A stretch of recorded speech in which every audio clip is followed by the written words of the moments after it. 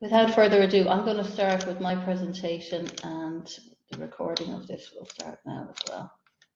Just to note, once I start sharing my screen, I can't see anybody, so hopefully we'll all go to plan. So you're all very welcome to Navigating the Evidence for Public Health webinar, aimed really at everybody working in the public health part of the health service. And this is our agenda for today. There was one last minute change yesterday. Unfortunately, Róisín McLoughlin, National Education Lead for ONMSD, couldn't make it, and she sends her apologies, but everybody else is here, so we have a really good turnout. Just some housekeeping. If everybody could please remain on mute except for those speaking when they are speaking. The recording will be made available afterwards. If you have any questions or comments, could you please use the chat function, and we'll aim to respond to those throughout the session. And if we don't get back to you, we will afterwards. We have built in a screen break because it is important to take a break from the screen and not to be sitting in front of it all morning. For the speakers, please use your own slides where you have slides and share your screen. For the speakers also, please keep to time, although we have a little bit of wriggle room with one speaker unavailable. If there are technical issues, please use the chat. Video, please turn it off unless you're speaking, to reduce your own bandwidth really, so that you can hear everything. And I would ask that people don't take pictures or screenshots of the session which show any attendees' WebEx. Just a note there in the chat, somebody is saying that your slides are not changing. Can you see them, Elaine? No, it's just staying on the first slide. Oh dear. I wonder why that is. Sorry about that. Okay. Take two. Apologies, I don't know why that's. Let me try it again. Share.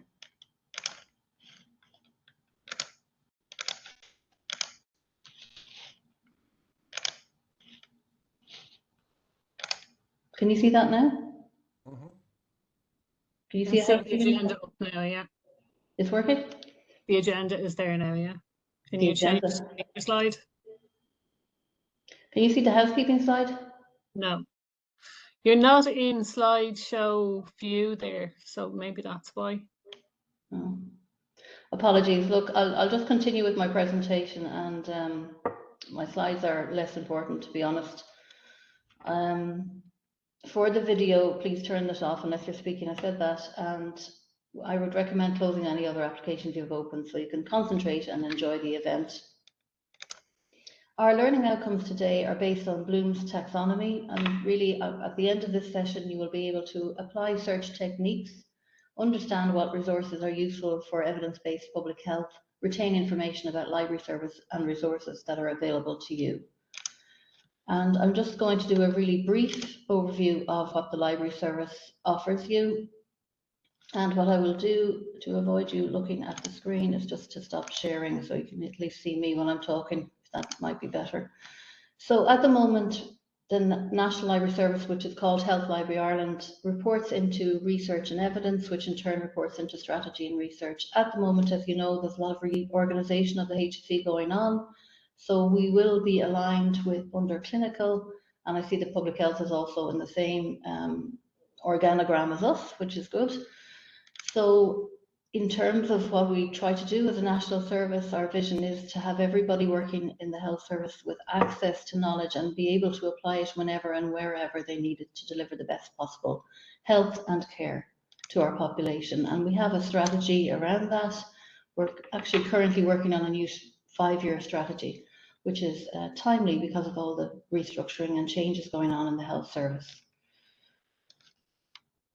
So the main things I think we offer are a national electronic library that you all have access to, which is made up of 3 components: the content, which you'll hear a bit about today, BMJ best practice, BNF, BNFC, CINAHL, etc. And then there's the architecture around it. You have access to this from any internet-enabled device on or off the network. And the important thing, I suppose, is the expertise. So the people behind the technology, our library staff, our librarians that provide the value-added services such as mediated advanced literature searches and summaries of evidence. It is available to everyone in the HSE and to Section 38 and some 39 partners. So some of the value-added services, and you'll hear a bit more about this from Gethin, my colleague who's talking today, and Padraig. One of them is the evidence service, where we provide 3 levels of evidence searches: a quick literature search, a standard one, and a comprehensive one, and also summaries of evidence. And we support HSE staff, HICWA as well, and the National Cancer Control Programme in doing that. A second value-added service we offer our information skills team, and you can look at hselibrary.ie, and under services you'll see training, and there's a whole calendar of events that we run online there, as well as a backup with local on-site training.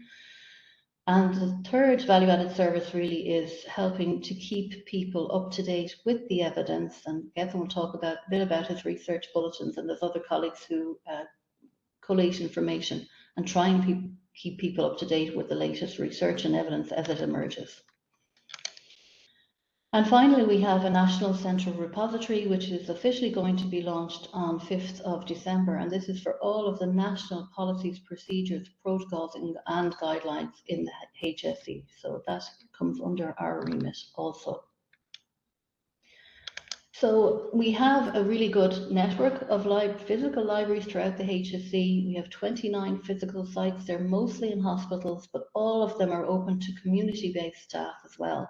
There's obviously books available from all of the locations, and they can be requested from a different location. We have interlending in place.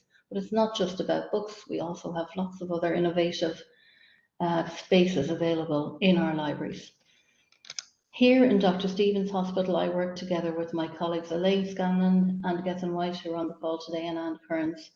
So Gethin works primarily with the evidence summary team and information skills, and he does the research bulletins.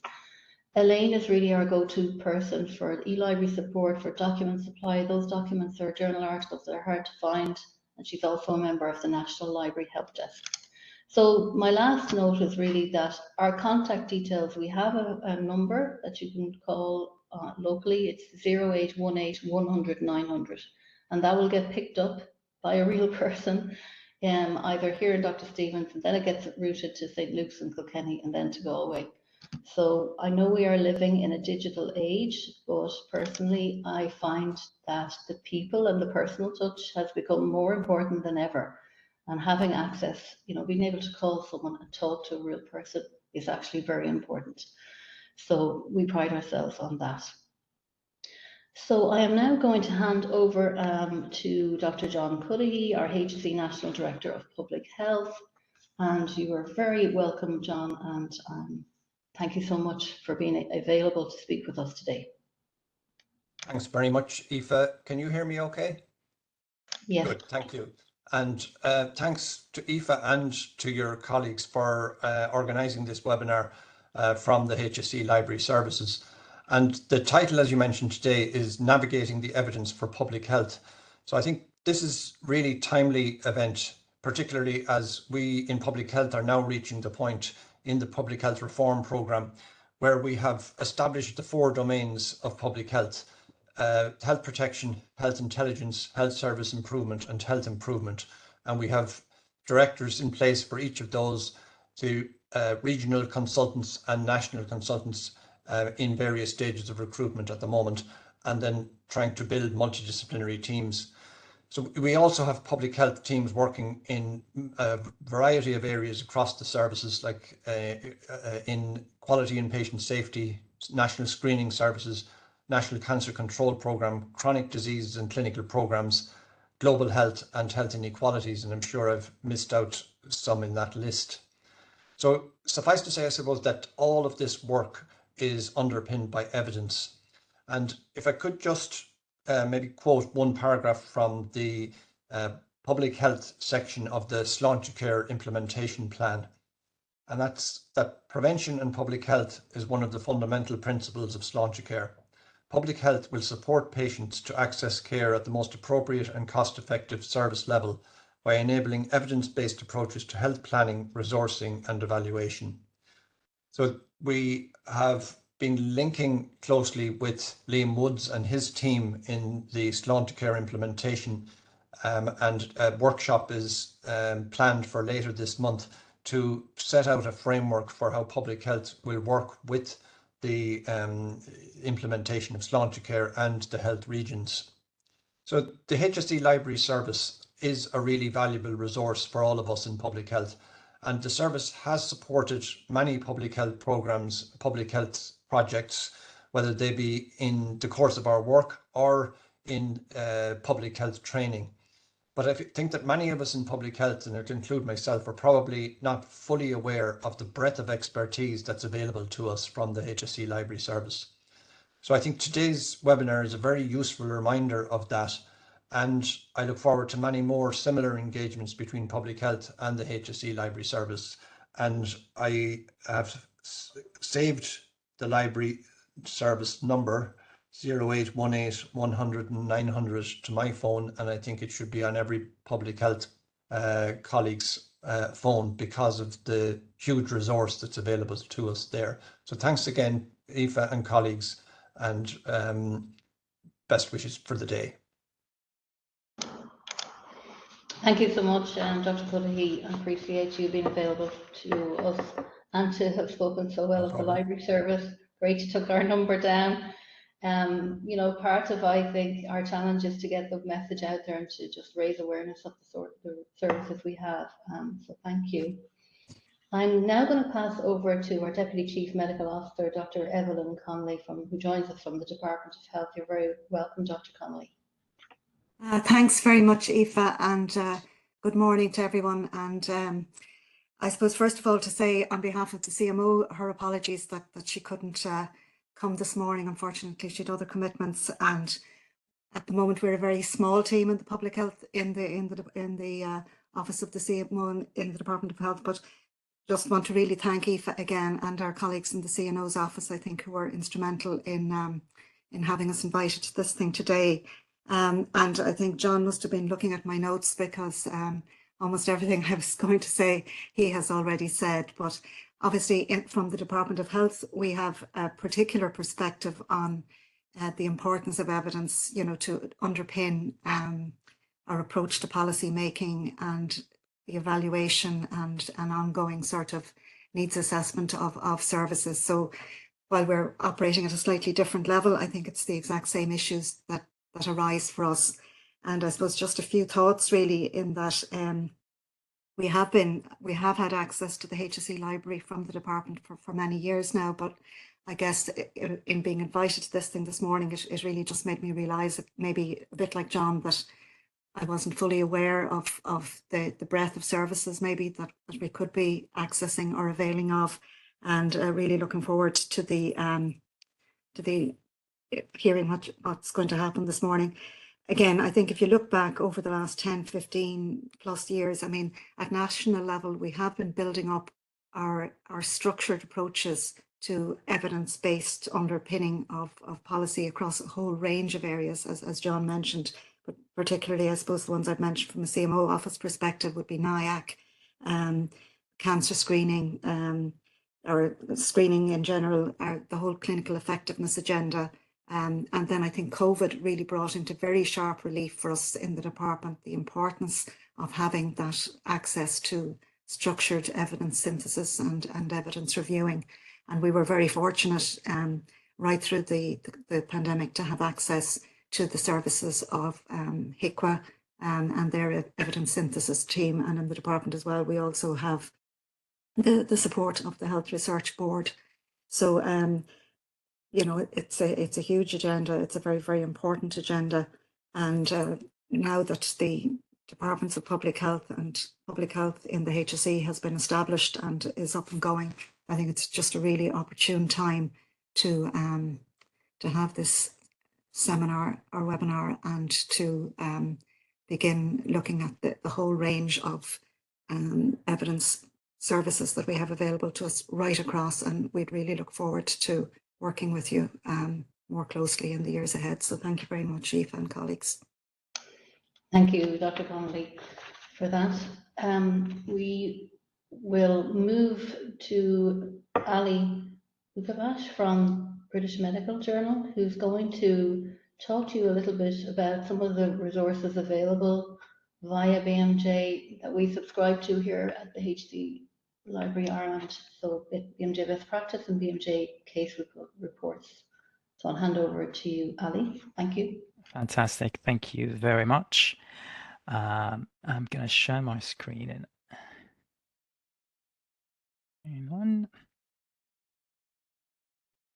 Okay, so I've just put a couple of links onto the chat, so an email address on which you can reach me, and also this page, which is a page from which you can link to the resources you have access to from BMJ.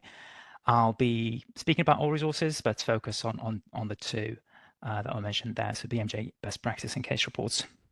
So here, you have access to, I'd say, 4 or 5 different resources, starting with BMJ Best Practice that you can see here, which is a clinical decision support tool, and I'll be available as an app which can be used offline as well, which is great. So you can have access to it wherever you are without the need to have Wi-Fi. And you can register for a more in-depth session with me through this page.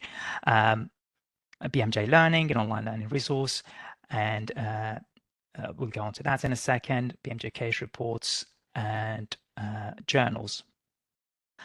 On this page as well, there are quite a number of different resources you can access. So these specialty flyers that will link to different resources within BMJ. And as you can see, covering a wide variety of topics, diabetes, COPD, as you can see there, just a couple. Men's health, asthma. Okay, so I just thought I'd share that link with you, and so you can refer to this page whenever you'd like to. So I'm going to start with BMJ Learning. As I said, it's an online learning platform for healthcare professionals, which contains hundreds of evidence-based, peer-reviewed learning courses that are of course, evidence-based, as I said, but you can do the learning at your own time, at your own pace. You can get CPD credits from the learning as well when you complete these courses. And it does cover, the website does cover some non-clinical content as well. So I'm going to start with that. To access the resources we're speaking today, you need your Open Access credentials, with the exception of BMJ Best Practice, which is available to everyone in the country. So BMJ Learning, I'm just going to scroll right down and show you a place where you can find the non-clinical content, and then I'm going to conduct a quick search, and then we can move on from this resource. Of course, you can see, you can select any of these topics or collections, etc., to get to courses of interest. So I'm going to go down to the collections, click View All, and then I'm going to scroll all the way back down again to the non-clinical courses. So a lot of people do find these very useful. So things like quality improvement, leadership, well-being, professional skills development, and communication skills. So these are some of the collections, and you can of course conduct your searches. So which is what we're going to do now. So I'm going to search for let's say physical. What was that session of physical exercise? Physical. Okay, let's just go for exercise. Just can spell. Just thinking about the benefits of exercise. Okay, so these are a number of resources or courses that came up. So the health benefits of physical activity. I think physical activity was the term I was after. For diabetes, health benefits of physical activity, promoting physical activity in primary care, the benefits for cardiovascular disease, and so on, the health benefits of physical activity in depression, anxiety, sleep, and dementia. So lots of courses that you could go into. Of course, as you can see here, so these will take 30 minutes to complete, but you can do it, as I said, start and stop. You can see the rating, you can click on to see what other learning outcomes and so on, the target audience and so on, before maybe deciding to start that course. So, so just a quick look at BMJ learning. The content is varied in terms of the type of content you've got on there. You've got videos, of course, text, audio, etc. So that's BMJ learning. So that's and then I'm going to move on to our journals. So you do have access to our journals, of course, and I'm currently looking at our journals website. And I thought I'd highlight maybe just a couple of things here. So we do have a section. So they're sorted by a specialty. We've got a public health section here, as you can see. So a number of journals here: BMJ Global Health, BMJ Public Health, Epidemiology and Community Health, Injury Prevention, and so on. So you can simply click onto one of these journals, and it will take you to the journal page. I'm just going to whilst I'm here, just click on it to show a little bit more about these journals. They'll all have a similar layout, right? But to learn a bit about the journal, you can read this, maybe find out a little bit from the About page. Okay, so I'm not going to spend too much time on here. So public health section, you may also want to look at our general medicine section, as of course, you'll all be familiar with the BMJ and the relevant content that you'll find on there. But today I'm going to go a little bit into more detail. Not that much detail, of course, you're on 15 minutes, but BMJ case reports, right? So BMJ case reports is on here. So I've opened it already. Simply click on there and it's open here. So BMJ case reports is an educational resource that you have access to. It's actually the highest collection. It has the highest collection in the world of clinical cases, of case reports. And of course, you have the ability to read these case reports, but also you can submit your own case reports. And we have a very intuitive submission steps. You don't have a limit on the number of cases that you submit with us. I'm going to show you a couple of things on here. So we do, as you can see here, promote and encourage people to submit global health case reports, and we can provide the authors with a little bit more support for those. They are slightly longer case reports. So if I go on to instructions for authors, which is where you find the details that you need if you have an interest in submitting with us, and then click on the BMJ case reports author guide. This is a very detailed guide that will take you through all the steps. You can actually work in groups of up to 4 people when submitting cases to us. But as I said, very detailed information on this website around case reports, around the submission steps, the templates that you use. So it's very straightforward. As you can see, we've got a couple of templates, clinical case report template there, if you'd like to submit one of those. And then you've got a global health case report template that you can see here. We do have these shorter case reports as well, that we call them either images in or videos. So yes, we really encourage people to submit these. I'm going to click on that little guide to just show you it does look quite nice. It's not just text, it's got some color in it as well. So do have a look at this guide that we've recently updated. And if I, let's say, click on read more, this should jump to the relevant section within the document. Let's put that back. So that wasn't one of the links I was looking for, but never mind. So so this is a PDF and it's active. So if it's linking to a specific section within the PDF, then it will do that. It will jump. So it does provide you with links to types of case reports, etc., advice on how to write the case reports, and so on. As you can see, it's fairly detailed, and it speaks also about the peer review process and so on towards the end of the document. So that's a little bit of information. Of course, if you've got any questions as we speak, do put it in the chat and someone from the library team will give those out. We'll share those. So that's BMJ case reports. The idea I wanted to put across is that you've got access to read case reports, but also publish them. And if I go back to the homepage, we do have, as I said, we do encourage people to submit their case reports with us, especially we're promoting global health case reports. I'm just trying to find if I find the document I've just downloaded, and because we do have it towards the end of the document, a little incentive there for the composition. So I just thought I'd put that on screen as well. for those who have an interest. So if you'd like to work with us for a bit, do submit a global health case report, and you can get involved with our editorial team. Okay, so I'm going to move on now to BMJ best practice. So we started with learning, we spoke a little bit about the journals, case reports, and then we'll finish with BMJ best practice, which is a clinical decision support tool.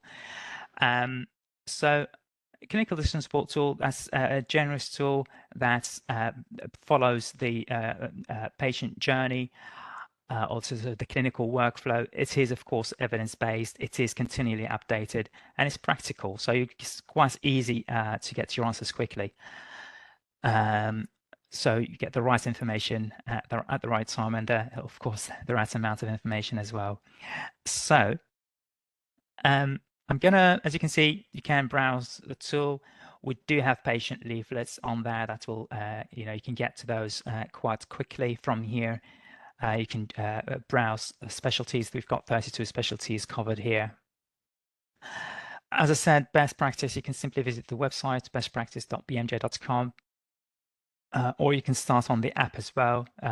Find the app on the App Store or Google Play, and it is the highest rated clinical decision support app on both iOS and Android platforms. So I'm going to conduct a quick search, right, just to show you what the search results page looks like and what maybe just a topic looks like, and we can go from there. I've searched for COPD. Of course, you can look at images and videos. You can find case reports through here, but they're on a separate tab at the moment. And if I click here, just to open up this topic, you'll see the structure and information. Of course, we've got all the theory information in there around the epidemiology, etiology, the pathophysiology, and so on.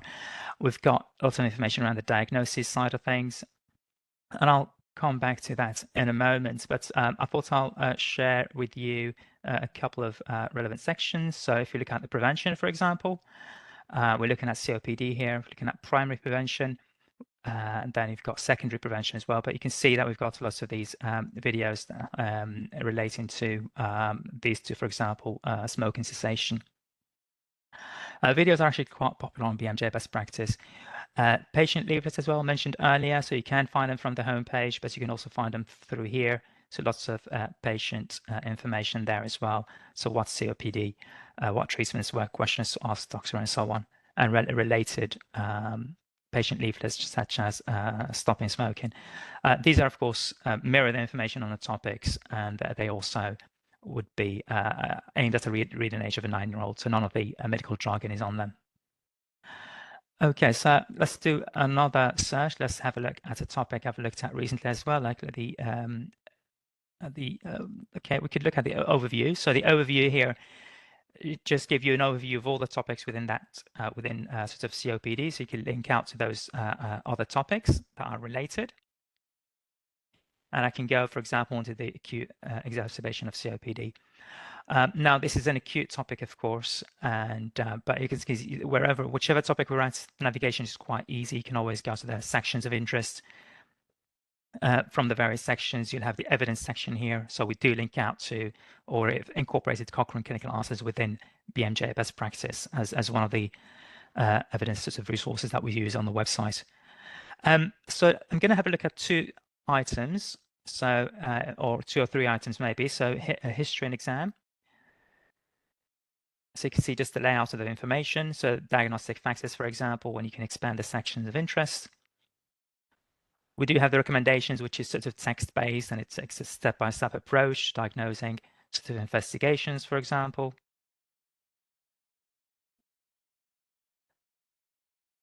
So you can see the tests and the results. So I just said a couple of sections, and then we move on. So treatment algorithms, as you can see here. So you have the recommendation section, but also the algorithm. And within these acute topics, you'll also notice that we've got a comorbidities icon. So what this allows clinicians to do is that they're able to add the patient's existing comorbidities, and then the tail is the management plan for them. So you're no longer simply looking at the acute condition, the main presenting condition, and ignoring the patient's other chronic conditions. You're actually including them, so you're treating the patients as a whole. And as you do that, you can also add suspected frailty and smoker, and it will tailor the management plan for you. So you can see the information on here. So this treatment line has been impacted, and it has advice around the managing the patient's diabetes while they're taking steroids, monitoring for psychiatric complications of steroids, for example. Further down, it'll say things around, monitoring or the patient's or examining or checking the patient's feeds. So you may have noticed that we've got links to Cochrane Clinical Answers. All the references are linked here.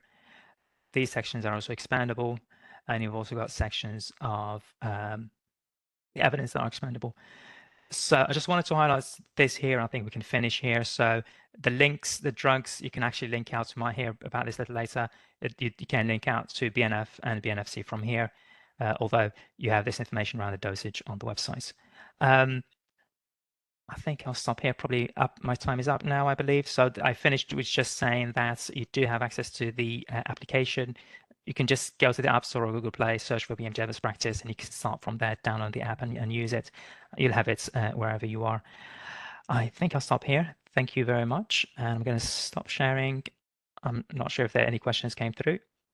Oh, okay. Sorry, just add that you can take your time. I've been sort of rushing there. It's okay, Ali. Thank you so much for covering that, the various products and subscriptions we have access to via BMJ. I think one of the most important ones is BMJ Best Practice because it is freely available to everybody in the Republic of Ireland without any barrier to log in. So that is quite unique offering that we have as part of the library service, and it's a partnership with BMJ.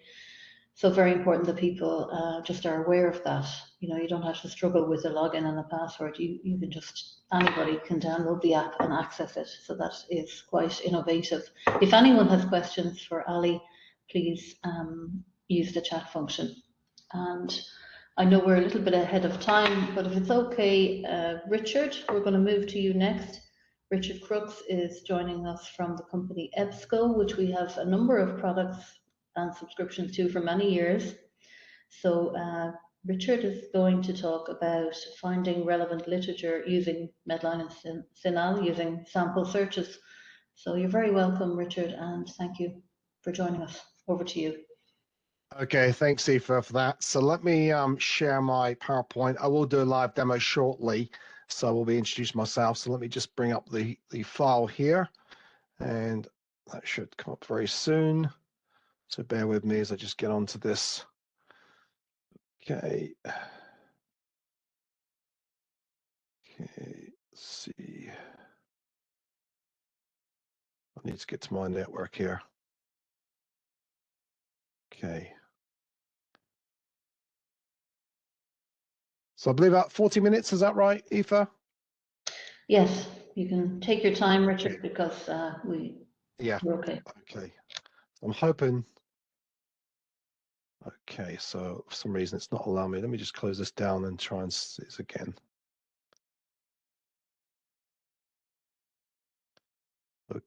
Okay, so it should be loading now.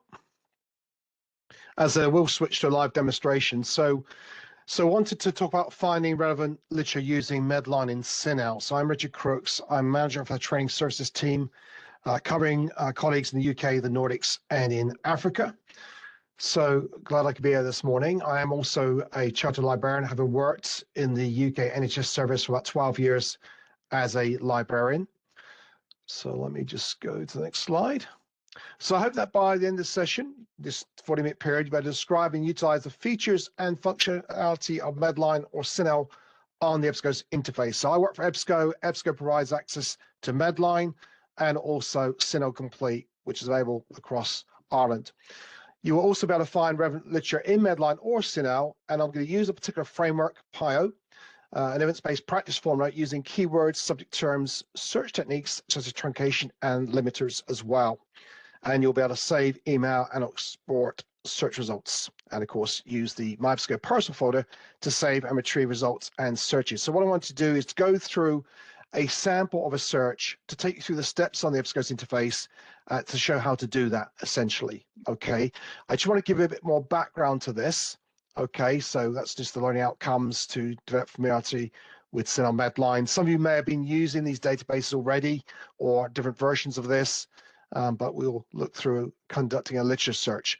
So just a reminder, CINAHL Complete is available nationally in Ireland. So it's the definitive research tool for all areas of nursing and allied health literature. So you can see the type of coverage here. You get access to full text journals, about 1,400 journals that are full text indexed in CINAHL. It covers nursing, of course, biomedicine, health science, librarianship, as well as alternative complementary medicine, consumer health, and also the allied health disciplines such as, physiotherapy, occupational therapy, and so on. And it goes beyond just journal access. It provides access to healthcare books, nursing dissertations, selected conference proceedings, and so on. Now, Medline, of course, complements this, Medline being the essential biomedical database with information on medicine, nursing, again, a subset of nursing, dentistry, veterinary medicine, the healthcare system, and so on. And of course, it incorporates the mesh indexing, the medical subject indexing provided by the National Library of Medicine. In fact, both indexes are provided by the National Library of Medicine. For CINAHL, you have the CINAHL subject headings, and for Medline, you have the mesh terms as well. So we explore that, how that works on the EBSCO interface as we go through this. So just to recap in terms of access, you've got obviously our Health Library Ireland, the website, hselibrary.ie, and from there you could sign in through Open Athens. You can obviously select the resource that you're going to look at. In this example, it's Medline provided by EBSCO, and that will open up and you can then run a search on it. So obviously it means signing in with your Open Athens credentials, etc. You may also be brought to this page as well, and that means you can search for Medline or CINAHL Complete using the alpha menu presented through this portal. That in turn, if you select M for Medline, of course, and go to Medline for EBSCO, it will take you to this interface. This is the advanced search page, but of course you can perform both basic and advanced searches on this interface. And I would say this is the standard entry point for most healthcare organizations. So whether you're in the HSE as you are here, or in my case, the NHS in England, etc., or Wales or Scotland, they have a similar access, albeit with a different entry point. Okay, so what I thought I'd do, I'd run a particular example of a search, starting with the research question. So I have this question: for obese children, do educational programs on lifestyle changes reduce the risk of diabetes mellitus? So this is the question we're going to work through in terms of finding the relevant literature. So I've highlighted some of the key terms here that I feel are important to identify, to search for, and ultimately to combine to bring back the relevant results, etc. Now, as I mentioned at the beginning, I'm looking at a particular framework, and you can see it there, PIO, which is essentially look at a group of participants or a population group, then specific intervention, and then the outcomes. And you can see other examples there. I'm sure many of you are familiar with PICO, which is actually not listed on here, but you've got some more non-clinical examples like Cocoa Pop, Eclipse, Spice, and Spider as well.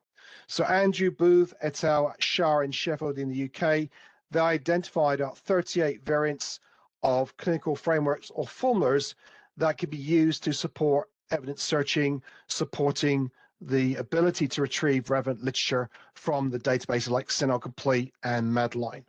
So again, there's a link there to explore more of these in detail, because obviously some of these may be more pertinent to your searching, etc. Okay, but I'm just choosing one example just to illustrate the process. So this is the PIO, if you like, framework outlined here in this table. So you can see I've got the population problem or patient. It could be, a combination of that, the intervention or issue and the outcome. So obviously, as you gather from the initial research question, we are looking at obese children. We're looking at educational programs on lifestyle changes and with a view to reducing the risk of diabetes, particularly type 2. So the first line just outlines the key elements that I've identified. The second line there is where I'm beginning to consider the terms I should be using to run this search. So obviously obesity is a big thing. You can use overweight as another term, high BMI, etc. For intervention issue, we're looking at education, teaching, lifestyle changes, healthy eating. So these are free text terms, keyword search terms that we would search based on the understanding that what authors, researchers will be using when they refer to this particular aspect or this element of this search. And then, of course, diabetes mellitus, type 2, etc. there. And then the third line, as you might guess, is the use of the subject terms. So MESH has pediatric obesity, also childhood obesity may feature in CINAHL, for example. And of course, there will be differences between the databases in terms of the indexing. They may not use all the same index terms. As I said, Medline has the MESH terms, CINAHL has CINAHL subheadings. And again, intervention issue could be broad like recreation, could be exercise, and so on. And then outcome could be diabetes mellitus as a main term, or specifically type 2. So the third line there in uppercase detail the MESH terms that, or CINAHL subheadings that you might use to combine with the free text search terms. So essentially we're looking at a search which combines both free text keyword searching as well as index searching. And you may wonder, why would you use both? Essentially because not all content is fully indexed in these databases. New content is added periodically or frequently, and it's not fully indexed. So obviously the keyword search is important to retrieve relevant records. On the other hand, the indexing brings up more authoritative research results because we have indexers who've identified the relevancy of articles, book chapters, etc., that are available through these databases. Okay, so also want to clarify this before we run the live demonstration, is the use of truncation wildcards on EBSCO host. So some of you may have used other platforms. There are, again, this is more of a comprehensive level search. Aoife mentioned quick searches, standard and comprehensive. This is kind of more of the comprehensive level searching. So we have got the truncation, not surprisingly, the asterisk or stars used. So if you're looking at physiological physiologies, then you would put in, omit the last few characters and add the asterisk to cover all three terms. You can also use truncation between terms for ventilator-acquired pneumonia or ventilator-associated pneumonia or simply ventilator pneumonia. You can place the asterisk between terms. Okay. There's also phrase searching. So for exact phrase searches, you can use quotation marks. So influenza vaccine there would at least retrieve one example where influenza vaccine is an exact phrase from the record. Wildcard, we use the question mark to replace a single or unknown character. So if you're looking at, a public health topic in relation to women, and also men as well, then you can replace the vowel there, the A or the E, to retrieve both woman and women from the results list, as it were. Then the alternate spelling for Medline, you can use the hash wildcard to search for the variations of pediatrics or likes of color, behavior, and so on. So these are just a few examples there how to use them. And again, before we go to the live demonstration, just want to point out the use of proximity search operators as well. So this is where you can expand your search to find the relevant literature. So the EBSCO's interface, again for CINAHL, Medline, uses the near and within operators. So near is broader. It will search for terms regardless of the order in which you enter them within a specified word range. So use the example of childhood obesity, childhood N5 would find childhood near 5 words or less of obesity, as well as obesity near 5 words or less of childhood. So it's regardless of the order you enter the term. So obviously some phrases you could reverse them, etc. So it would make more sense to use the near operator. Within is more prescriptive. It's searching for the words in the order in which you enter them. So using the same example, childhood WA obesity would find childhood within 8 words or less of obesity, but not obesity within 8 words or less of childhood. Okay, so again, it's related to the word range and also the order in which the terms are entered. Now, multiple terms can be used on either side of the operator. You see the example with COVID-19 vaccine there. So obviously we would refer to it typically as COVID-19 or SARS-CoV-2 vaccine or vaccinations, but also we may refer to vaccines for COVID-19 or SARS-CoV-2. So again, the example there shows the near operator, which means you can search for words in any terms, in any order. And of course, with vaccine, you could truncate it so it covers vaccine, vaccines, and vaccination as well. We do have information on the EBSCO help pages for this, by the way. So, and you will have a copy of the PowerPoint, which I'll send out. I think I sent it to Elaine already, so that can be circulated for more information. And again, just before we get to live demonstration, we will get there. I'm keeping an eye on the time here. Just to clarify, there are two ways to identify the mesh or CINAHL subheadings within EBSCO host. The first way, in this example with Medline, is to go to the toolbar link, Mesh 2023, or the equivalent will be CINAHL subheadings, and that will allow you to browse the thesaurus to determine what is the relevant subject term that you could be using. So that's one way. The second way is, I would say, a very good way of identifying those terms, and that is it means you can enter keyword search terms and browse a thesaurus using this suggest subject terms mapping. So you can see that little tick box there above these terms, gourd or gird, and if you click search, it will map your keyword search to the actual heading used in mesh using Medline, which is gastroesophageal reflux. Okay, so it's kind of a shortcut to direct you to the index term and to identify what that would be. Okay. Again, you can still approach it either way. Okay, so that's some of the theory background to it. So I want to go to the live demonstration now. So I'm going to share my screen and hope I can switch between. I think here we are. I can switch over now and you can see that now. Okay, so we've got the Health Library Ireland website. So I'm going to select Medline in this example because of time. So I'm going to go through here. And I've always signed in with my Open Athens account. So if I find Medline here for EBSCO, just select that and click go. Okay, that will take me through to the relevant page. And this is the page that you would have seen in the PowerPoint, so for Medline. Now, it is possible to search both Medline and CINAHL simultaneously. I would say at a more basic keyword level.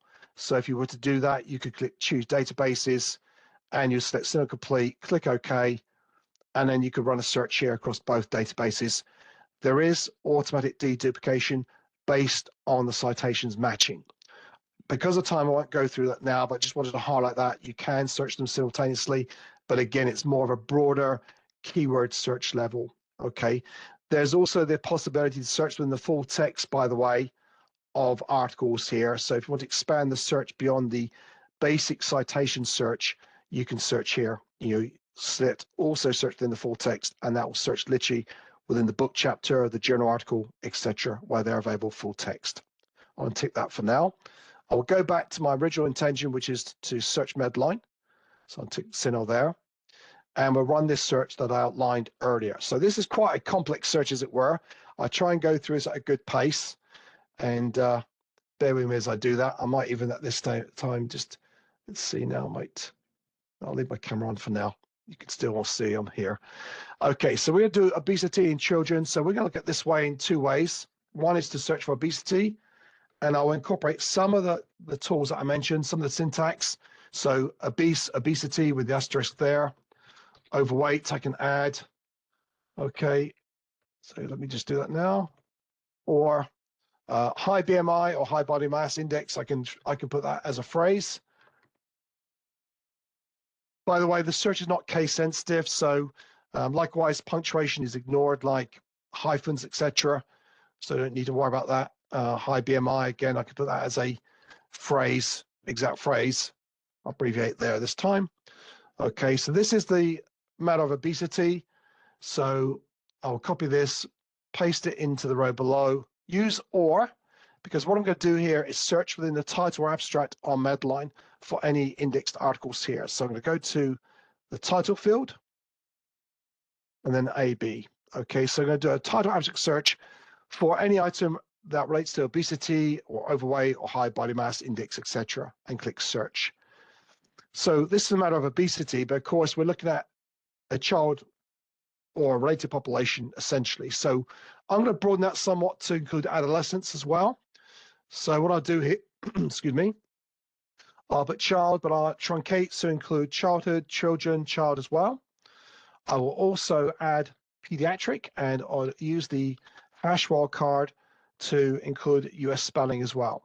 Okay, and I will also truncate this as well to include pediatrics, etc.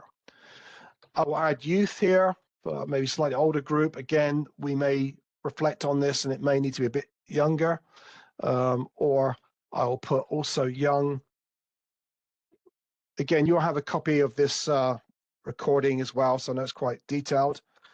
So that could be young person or young people as a phrase. And then I can also add adolescent or adolescents. Again, I can truncate here. Okay, so I'm not expecting anyone to follow with me. If you are, that's fine, but and it's quite detailed here. So I've got those terms in place. I'll select title again from here. Okay, and I will also add or and copy this to the row below. Okay, so we will search for this group, population group across the title and abstract fields. Okay, so that's the initial key element of PIO, as it were, the framework. Now you'll notice the search is in reverse chronological order. I like to see it in sequence. So to do that, just click search ID and hash. Okay, so I've got those two elements and I want to combine them because at the end of the day, we are looking at, in fact, I just realized I made it, let me just, sorry, let me just cover this again. I just realized I missed the subject search. So what I meant to show you, I'm moving too quickly here, is the actual subject search. I should have done that with obesity. So again, I've done the title object search. So for each of these elements, I'm doing a title object search followed by a subject search. So let me do obesity here. And as I showed you in the PowerPoint, you can select suggest subject terms. And what it will do, if I click search here, it will map me to obesity. Now you will see we do have pediatric obesity here, but I'm going to keep it quite broad initially. And if I select obesity here, and if I click on that term, you'll see here, there is this column which says explode. And when you select that column, it will include the related headings here. So that includes pediatric obesity. Okay. Don't be put off by the fact that obesity appears twice in this hierarchy. It just means it sits within different elements of the hierarchy. But if you notice on the right-hand side, I've only got one instance of this selected. So I'm not duplicating the results here. So although both obesity under nutritional metabolic diseases is selected, it's also selected under pathological conditions, signs and symptoms. You are only selecting one, actually. Okay. I can go back to the terms list if there's any other terms I wanted to include. So I've got obesity management there. So that may not be included in the original search above. Let's see, anti-obesity agents, perhaps. And as with all searches, this could be the first iteration. So you will review the search, you will identify additional terms, revise it. So this will not be the final one. This may be the first instance. Okay. So I think for sake of time, I'll leave it on those at the moment. Okay, so again, this was the subject element. So I've got these two elements relate to obesity. I can combine them using the Boolean or here, search with or, because they both relate to obesity. One is related to the title object search. The other relates to the index search. So the next element, which I was working on, was on child. Again, to go through that quickly. So truncate here or pediatrics. Okay. Or youth, or young people, or young persons with truncation. Okay, let's get that right here, and or adolescents. Okay, adolescent or adolescents. Okay, so I can truncate that also. Select title. Okay, and then abstract here. So we'll just do that now. Copy this across. Okay. And run the search. So this is the title object search for the population, again, related to young people, children, etc. And then I can actually explore the index for that too. So I can again put child, or I could put child or adolescent, and then browse the thesaurus essentially. So I can just put that there and select suggested terms and search. Now, what I'm doing here on Medline, you can also do in CINAHL Complete as well. Okay, you can see here we've got adolescent here. We've got child here, and that also is exploded. So if I click child here, you'll see it includes preschool child as well. Okay. I can see if there's any other terms as well. So there's adolescent health, adolescent fathers, mothers, etc. So I can expand it a little bit. Again, you may want to focus on children, below the age of, 18, as it were. So again, we can modify this, but we'll explore this initially. Okay, Let's see, anything else I want to include here? So I think I'll leave it as that for now, just for sake of time. So we click search database. Okay, and this relates to the subject. So we now combine the two, S4, S5. So that's OR.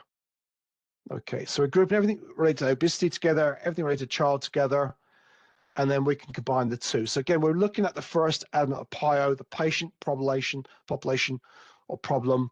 So we're going to combine S3, which relates to obesity, S6, which to child or youth, etc., adolescent, and we're going to group those together in one set. So that leaves us two elements to search for. That is the intervention, which relates to educational programs on lifestyle changes. Again, we could follow a similar pattern here. Okay, so I can enter education, I can truncate for educational. Now I can use the near operator. So that's near 3 words or less, or program or programs. So it could be programs related to education or educational programs. So it's in any order. I can add teacher or teaching using the truncation, okay, or school, etc. So I can school, schooling, etc. Okay, then choose title, okay, for more focused searching, and then AB for abstract, use OR again. Okay, so you can see those kind of principles I'm following here, running a title abstract search, searching for them initially, applying some of the truncation, the proximity to search operators, combining with OR, and then grouping these together. Okay. Again, there'll be other terms that you might want to consider. The other end, of course, relates to lifestyle changes, etc. Let's go for actually education first for the subject terms. So I put education here, and I've got education, which is quite a broad topic, of course. I could include health education. Let's see, special education, possibly, education nursing. Again, we could review this over time, but just to choose some of the terms that are listed here. We could also browse additional terms. If you look at the bottom of the screen, you've got that term, that link there. You can go in and search for additional terms, for example, like teaching. And then you can see we've got teaching as a index term in Medline teaching materials as well, and so on. We can just include those. So whenever I select these terms, you can see they're grouped, they're collated together on the search database here, okay, and grouped with OR, because they are like terms essentially. We group them together in one set of results here. So that is that first element of the intervention. So we can combine these two together. So it relates to education, teaching, and so on with OR. And then we look at the lifestyle aspect. So lifestyle changes. Again, we can incorporate some of the tools that we saw, the syntax. So for example, lifestyle changes, or it could be changes in lifestyle. So for that, we could put N3, near 3 words or less, and change there, or changes, etc. Then we can add, think of healthy eating, healthy living, healthy behavior, etc. So again, we can construct our query. Again, with a lot of this we would do offline. I'm doing it live right now, but I've been working on this for a few days, as it were, or a day or so. So that would be healthy eating, or eating healthily, as it were. Again, we've got information, support information on this, by the way, which I'll refer to before we finish this particular part of the session. And let's see now, or of the living. Again, I'm going to just use these. So that's living healthily or healthy living, etc. So in any order, or I'll just add exercise here as well. Okay, so we will get there. It's just, I know it's quite a tedious process, as it were, but this is again a much more comprehensive level of searching Medline, and of course the equivalent would be in CINAHL. So we'd run the same search or a similar search, but obviously modify it to take care of the different types of index terms in CINAHL complete. So we wouldn't necessarily search this way simultaneously, because obviously the index differs. Okay, so we're going to run this search. Okay, and then the final thing we'll do here with this element is simply look at lifestyle changes, etc. Again, I'll just map to the thesaurus. Again, you can go to the MESH 2023 heading and the equivalent CINAHL subject headings to run a search or browse the thesaurus there as well. Again, you can see within MESH, Medline, you have lifestyle, healthy lifestyle, quality of life, possibly. It could be a bit broader. Now you'll see there's a scope note for each of these as well. So if you're not absolutely sure you should use that term, just click on the scope note. It'll give you a definition, description, and possibly suggest other terms. Also, if you follow the blue line across and down, you'll see related headings. You've got health behavior. So this is another term that we could be using. So we can select that also and select that here as well to include. Okay. So again, there are others that we could be using. So I think I'll leave that as it is for now, just for sake of time. So click search database. Okay, and then combine the two. So again, S11, S12, and then search with OR. So the rule of thumb here is that you're searching for title abstract, you're searching with the subject term, and then eventually we'll combine those terms together. So we've got that aspect. And of course, with education, it relates to education in relation to lifestyle changes. So we can combine S10 and S13 together here. And this is the intervention element that we're looking at. So we use and here. Okay.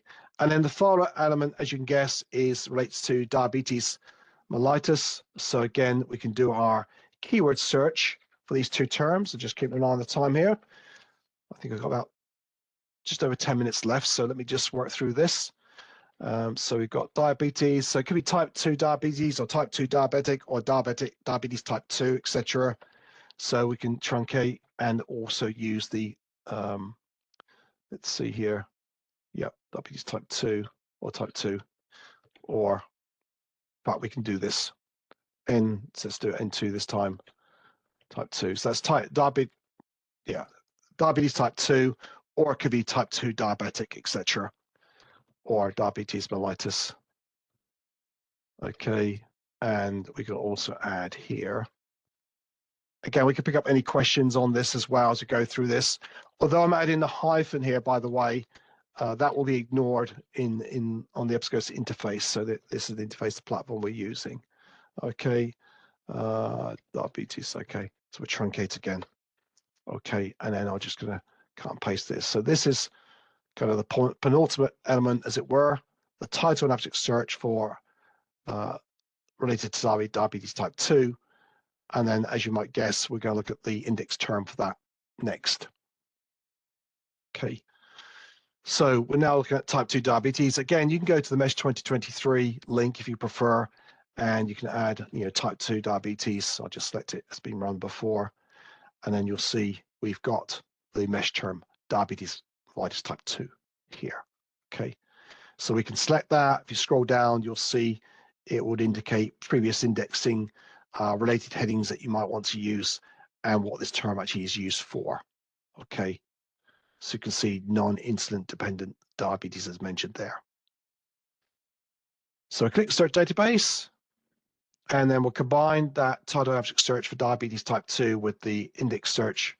And you can see indexing indicated by MH, that's the MESH term, the exact MESH heading, and the plus sign here shows us that it includes related headings for this term as well. So we combine with OR. Okay, so this is the final step, as it were, of the actual initial search. So we've got the elements here of PIO. We've got the population, which relates to obesity in children. So we've got that S7 here. We've then got the educational programs related to lifestyle changes. That's S14. Okay, so we did the title abstract search for both education and lifestyle, and the combined with the MESH search. And then we have the diabetes as well. So basically combining those three elements: population or problem or participant, the intervention, issue, and then the outcome. And we'll search with AND here. So this will group those elements into one search set of results, and then we can explore those further. So you can see here, we've got 297 results here. I haven't found more previously when I've actually applied additional terms, but obviously for sake of time, I've cut back on that. And you can see they're sorted by the most relevant or the newest. You can sort by most relevant, clicking the relevance option, the drop down, and that's based on the indexing of content, the words appear in the title and abstract. Okay. You can also refine further. So you can see on the left-hand column, we have limiters. So we have results that are published from 1990 to the present. So that might be a bit too far back. So we could just drag this across or into 2013 in the box to restrict to the last 10 years. Okay. So we've got there, obviously the majority of these are academic journals. We've got other means to limit our search as well, such as, for example, language. If we're looking at English language only references, so we've got 125, 132 here, but 125 of these are in English. So you can select that, okay, to refine further.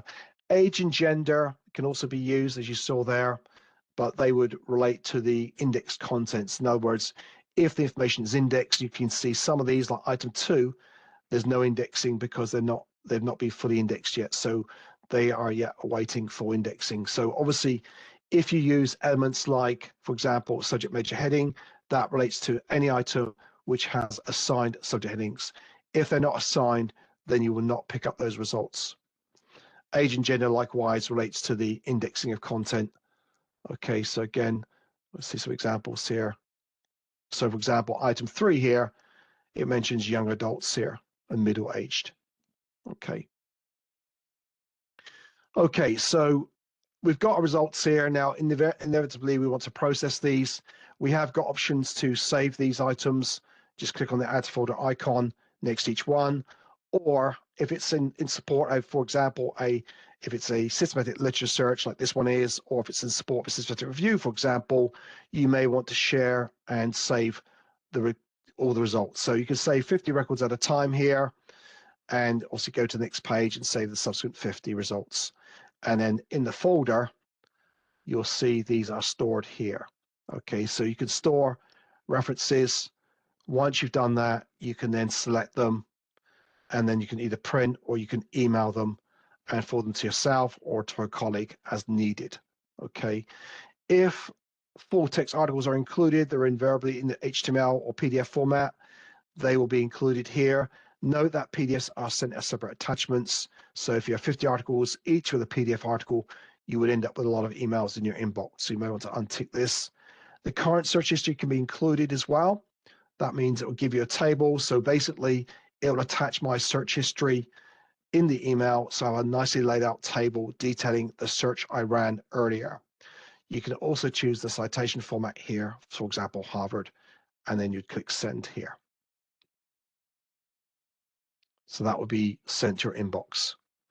Now that's if you're going to just, process references and then send them. You can export as well.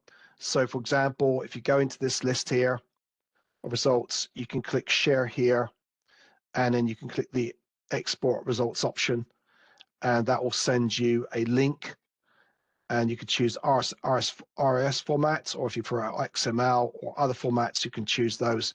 But if you use EndNotes, Reference Manager, Zotero, then there will be a link sent to your inbox. You can then click through to that link, and you can export or import those results into your particular bibliographic management software. And I'm not sure why that didn't work just now. But you can export directly from the result list, and it will support up to 25,000 records, by the way. If you're looking to save the search history, so it's quite extensive, this one, then you can print the search history from this menu. So you can print it, or you can right click, print, and save it as a PDF if you wish. Or alternatively, you may want to go in and save it. Now, if you want to save the search history and save articles beyond the session, you will need to sign in to EBSCO, to my EBSCO. So if you don't have a folder account, you can create one here. You just click sign up, and then you enter your first name, last name is optional, email address, you create the password, agree to the consent form, and you create the account. So there and then, okay? So if you do it in Medline, you can use it in Send Complete or vice versa. Once you've got the account, click sign in, enter your username. It's my email address, as it were. So the username will typically be your email address, and then that will sign you into your personal folder. That means you can save a search, It also means that you can also save those articles beyond the duration of the session. So if you close your browser, leave the session, or it times out, you can get access to that content.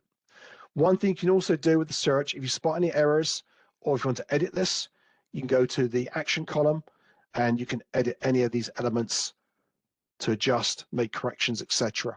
before you save it. Once you're satisfied with that, then you can give it a title. I'll put child obesity and lifestyle changes for now, okay. And then you can save it permanently or for 24 hours. So if you'd like to work with it again this afternoon, then you can save it just for a shorter period of time. But if you're going to look at it later on, much later, then save it permanently and click continue. Once you do that, you'll see that it's saved in your folder. So by default, all searches are listed in chronological order. So if we scroll down now, you'll find my latest search here on this topic. Okay. And I can still edit the search and I can retrieve it. One thing to know about retrieving a search, when you retrieve it, it will be run on the database that you're viewing. So for example, if I was to switch back to CINAHL from here, okay, then when I retrieve the search, it would run on CINAHL, not on Medline. Okay, so you want to make sure that you're on the right database when you run the search. Okay. Appreciate I'm getting close to the end of this time, so I don't want to spend too much time on viewing content, but I will say that if you have any full text content, you can view them online or print the PDF as needed. So I'll just wait for that to load on screen here. So you have got obviously an option to request items as well through the library service if that article is not available full text. You've also got links to through LibKey Nomad, the link resolver, to the article provided by Third Iron. So that's option there. And you may also find, if we can find one here, see, not at the moment, but you'll see HTML PDF links from the EBSCO's databases as well. Okay, so this one PDF here. So again, follow the link accordingly, and this will give you, of course, the full text article. And then you can process it using the tools on the right-hand menu, including OneDrive as well. And we do offer a cite tool, by the way, which allows you to choose or to view the appropriate citation for an article. But as always, we do advise yourselves to contact the library service in order to get the definitive guidelines, etc. Okay. So I think I know near the end of this session, so I'm just going to quick stop here and just maybe just briefly go to. Can you see my PowerPoint now, Aoife? We can, Richard, yeah. Okay, so just to wrap up here then, so I'm not going to go through all these slides there for reference. You have a copy of these, but we do offer these help sheets, shortcuts for CINAHL and also for Medline. So if you want to become more familiar with the actual syntax you use when searching in the way I've demonstrated, those will help. And also included some key links to documentation in the PowerPoint as well. And of course, we have EBSCO Connect, our support portal, with more tutorials breaking down some of the key elements as well. Okay, so I may be just within time, I'm not sure, but or just over, but That's perfect. Thank you very much, Richard, for that presentation. I think it really stuck to the theme of navigating the evidence, and it showed us all just quite how complex it can be. I suppose I do have one question for you. In the age of AI, which we're now living in, how does EBSCO see this changing? Because there's a lot of syntax and search strings that potentially would seem suitable for an AI type activity. Yeah, good question. I think that's something which is ongoing at the moment. There's certainly, we are looking into it. I'm not party or privy to all those discussions, but that is something which is definitely being considered. I mean, it's being used at a more basic level. For example, we have virtual assistants in on the EBSCO Connect for like resetting your password, generating usage reports, and we also have one for the Dynamics clinical decision support tool as well. But as for EBSCO Host, there's a new interface under development. I'm not sure how that's being impacted by AI at the moment, but again, where, I mean, the company's well aware of the the advent of AI and its application. So definitely, I think there was a press release sent out some time ago about that. But yes, so watch this space. I'm sure that Exactly. will, Okay. yeah. I attended a session last week actually in the NHS, and for creating training programs for Medline, but I know the librarians are not quite convinced it's there yet, but it is learning. So again, it's something which will be discussed more and more as time goes on, definitely. Thank you, Richard. Okay. And I'll have to ask the same question to the other vendors, but I'll keep that to the end. I should reiterate to those of you online that we are professional librarians and we have an evidence team that do those searches on your behalf. If you don't have the time or if you get stuck, so please visit hselibrary.ie and you'll see it listed under services, request and evidence search. So thank you very much, Richard, for that overview. And we have one more speaker and then we're going to take a screen break, if that's okay. I think, Richard, you're still sharing. If you could stop sharing your screen, that'd be great. Okay, I'll just try and do it now, actually. Thank you. So our next speaker is Katie Mouskos, and she is joining us from Royal Pharma Press. We have a subscription to Medicines Complete. And Katie, you're very welcome, and thank you for joining us a little ahead of time. And I'm going to hand over to yourself now. No worries, thank you so much for having me. So I'm just going to try and just share my screen. There we go. So just to introduce myself, my name is Katie Mouskos and I look after the UK and Ireland sales team for Pharmaceutical Press. Pharmaceutical Press are the Royal Pharmaceutical Society's knowledge business, and we publish lots of medical information. Some you'll be very familiar with, such as the British National Formulary and Stockley's. We host all of these resources now online on our Medicines Complete platform, which you should all have access to. If you don't, please speak to your librarian. It's a great tool for point of care, research. It's used in academia, it's used in the NHS, obviously HSE as well. And we're continually adding to it. So we've got over 26 resources now available on there. So in front of you, I'm just going to quickly walk you through Medicines Complete. I will not have time to go through all 26 resources, so I'm going to cherry pick a few that I think will be used most by those working in the healthcare sector. And yeah, this is what you will see when you open Medicines Complete. This is your home page. It's pretty easy to navigate. You've got a search engine here. You can type in any drug name, treatment area, or active ingredient. And search. We also have what you can see here are our easy access checkers. So if you're short on time, you just need a quick answer. These are where you would go. Also, just underneath is a clinical calculator.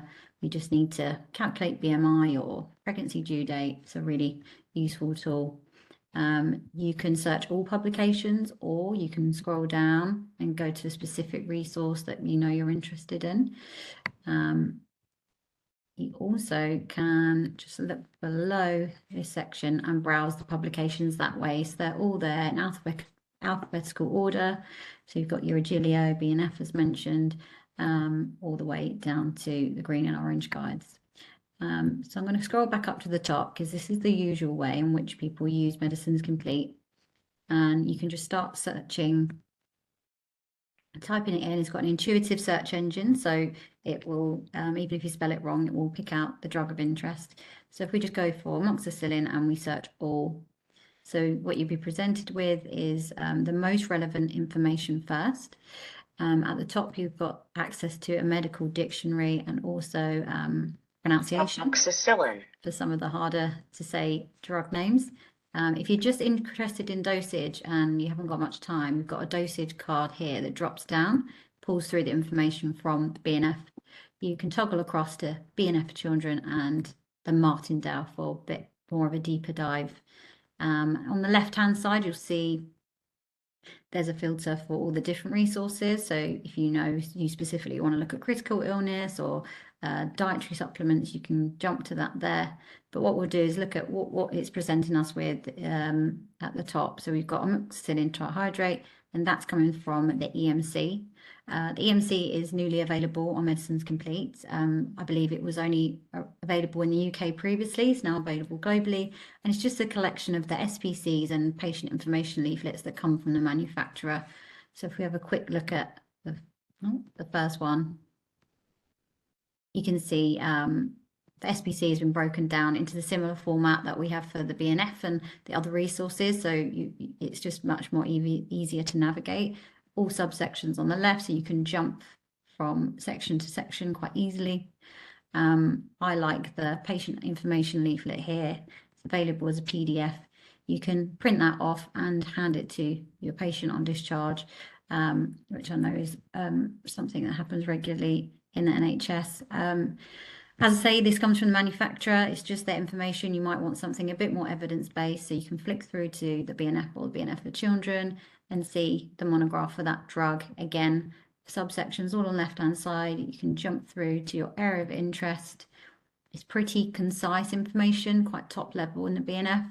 So for example, if you want more information on pregnancy, you can go to the top right here and scroll down to drugs in pregnancy and lactation and see some much more comprehensive information on that drug in pregnancy, fetal risk, breastfeeding. Everything's fully referenced for further reading as well. And again, you can just toggle through to BNF for children, for example, and have a look that way. If we just go back to the home screen, I just want to bring your attention to these checkers because these are very popular and fantastic for when you're facing patients. So Stockley's interactions, for example, you can type in any number of drugs. So we go erythromycin,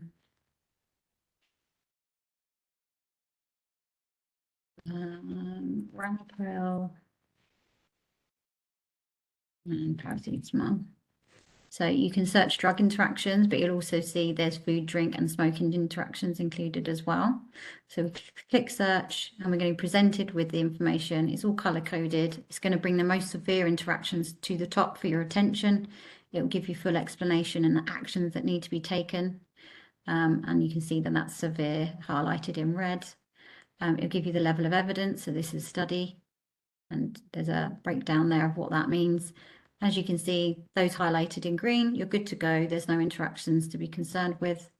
If you want more information on those interactions, you can click through to the full monograph from Stockley's for more clinical evidence, mechanism management, again, fully referenced for further reading. If you're interested in any of the other checkers, they're reachable from the top right here and the homepage. So if we look at the Martindale ADR checker, for example, you can type in the drug name.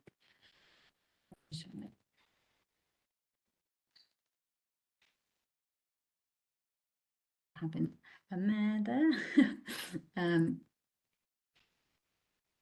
Like me, spelling is not your forte. It's got an intuitive search engine, and then you can type in an ADR as well. So if you've got a patient taking sertraline and they're presenting with bleeding, you can see what ADRs are associated with that drug. So you can see there's a number of them here. If you want to, you can filter on frequency, so common, rare. We've got age there, body system, and route as well. And again, like the Stockley's, you can flick through to more information on the full monograph from the Martindale, and it's broken down to subsections again to jump through to the relevant information there. So that's that checker. We also have a drug compatibility checker, which is new to the platform. So this is useful for those of you that will be mixing injectable drugs. We try to make it as simple as we can. You simply just choose the syringe type, the compatibility type you're using. So if we select syringe, you can enter up to 2 drugs. We try.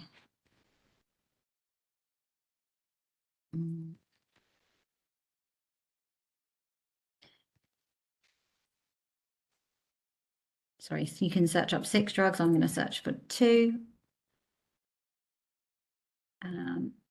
and you get two types of results. So just to explain where these are coming from, the first is published results. So this data comes from the ASHP Injectable Drug Information Resource, and this is evidence-based, peer-reviewed information. So as you can see, there's 7 compatible. Again, you've got that color-coded like traffic light system, so green is good to go, and 1 is incompatible. So you've got your drug concentrations there that are working and those that are not. Further down, you'll see clinical practice reports. These are more familiarly known as the syringe driver database, which comes from the palliative care formulary, and this is observational data. So as you can see, the wording slightly different. We've got 8 appeared compatible situations there. If you want more detailed results, you simply click on that and it will tell you the diluent that was used, the duration, and any remarks as well. We've also got a drug monitoring checker. Again, very straightforward to use, simply searching the drug name. This is going to give you information on any monitoring that is required before or after administering a drug. So we can see that, yes, we need to do some monitoring before we give this drug. What are the actions? Then there's a level of evidence grading there. So this comes from the manufacturer. This is for practice point. And then you've got some more monitoring instructions here, special circumstances, there's rationale, and there's further information there as well. Just wanted to bring your attention to some of the new tools that are available. We have now got access to an extended stability for parenteral drugs. So again, if you're working with injectables and you may have a situation where they're refrigerated and the refrigerator breaks down and it falls outside of the manufacturer's guidance for temperature, or you've mixed 2 injectables and it's gone past the 24 hours that the manufacturer directs you to use, you don't want to throw that away, you don't want to waste the drug, you don't want to waste money, or you want to do partial dosing. This is a tool that will really help you. So you just choose the drug of choice and you'll be presented with, again, a really straightforward table that will give you information about using it outside of the manufacturer's guidance. Another great tool for those working in point of care is Agilio, which you should all have access to, which is essentially the clinical knowledge summaries that come from NICE. You can click your speciality, or you can look at the health topics. So, for example, if we look at hypertension, again, broken down in a very similar format, easy to follow. You've got your summary, have I got the right topic, the goals, outcome measures, background information, diagnosis, prescribing information, supporting evidence, and again, everything is always fully referenced, so you can get some further reading as well. If you are not sure about something, we have a number of user guides here, which you can have a look at, which will walk you through it. And as well as that, we do have FAQs, patient case studies, customer case studies, some webinars and white papers that we've done, which are really good for getting up to speed. There's also updates here. So our content is updated every month for the BNF, Stockleys and Martindale's quarterly, and then the others are vary, but we update it as soon as we possibly can. Aoife, I'm not sure how much time I have, so I don't want to go on if we're running out. Yeah, I think you're running out a little bit, Katie. Are you finished? Yeah, just to mention, we do have one new content set coming on. This isn't public information yet, but it's going to be launched in January 2024. It's the psychotropic drug directory. So this is for those either working in the mental health sector or working in general medicine and, you know, having to stop and swap medicines and things like that. So that's coming on board, and you will have complimentary access to that for the month of December. So please make use of it. Give us any feedback that you've got. I know this was previously only available in print. I'm sure a lot of you will be familiar with it. It's called the Bazir book, apparently. And now that's going to be coming online. So any feedback that you have would be fantastic. Great. Thank you so much, Katie, for joining us. And if anyone has questions for Katie, please use the chat function and she will endeavour to get back to you. If Richard and Katie could stop sharing their screens, that'd be great. And I will I'm going to suggest now that we take a little break, a screen break, a coffee break, and we do have some really good presenters coming up after the break, Gethin and Padraig, so please do rejoin us. I'm just going to share this screen. Hopefully you can see that. So if it's okay with everyone, we'll be back at 11:20. Thank you very much. To navigating the evidence for public health, and we have just 2 speakers left today. So I'm going to introduce my colleague, Gethin White, librarian based here at Dr. Stephen's Library, next door to me actually, here in Dublin. And Gethin is going to talk to you about one of your favourites, PubMed, and our own library evidence service. So over to you, Gethin. Thank you. Thanks, Aoife. Yeah, I got largely a presentation, but as with all the presenters, I'm happy to take some questions at the end. So hopefully there might be something of interest along the way. The main thing I think actually will be to try and complement some of the other speakers, and basically so we can show where things fit in the puzzle overall, and hopefully can help you along the way. So I'm just going to start sharing the screen. Hopefully this will work.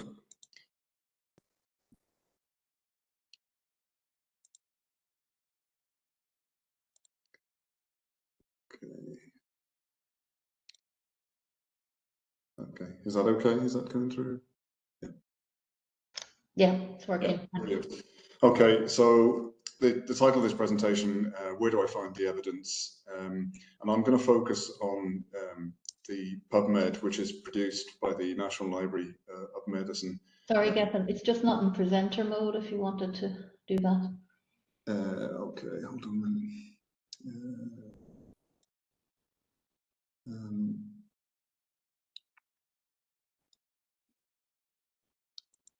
Sorry, hold on a minute. Just under slideshow from beginning. Okay. That's better? It. Thank you. Yeah, sorry for the false start there. So that's me anyway, as Aoife mentioned, Gethin White. I work, colleague of Aoife's here at Dr. Stephen's in the HSE, and also, as Aoife also mentioned earlier, part of the evidence team, and I'll come to the evidence service that we offer through HSE Library as the presentation goes through. So what am I trying to achieve with this presentation?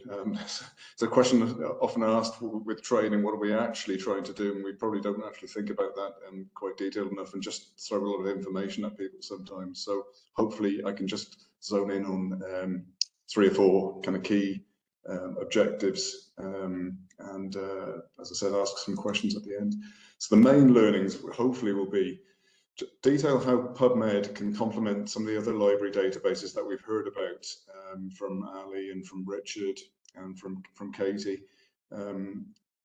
They all have different roles, and in the past, access has been the biggest issue, and it's still an important issue. Aoife referenced access to Section 38 and 39, but also within that, it's trying to find out the right blend of resource and what's appropriate for your search. So hopefully I can try and show where PubMed slots into that, and do a little bit of searching on PubMed. Richard's given you some very detailed searching on Medline with full text. Now, one of the questions we're always asked is what's the difference between Medline and PubMed and or the various other manifestations of PubMed.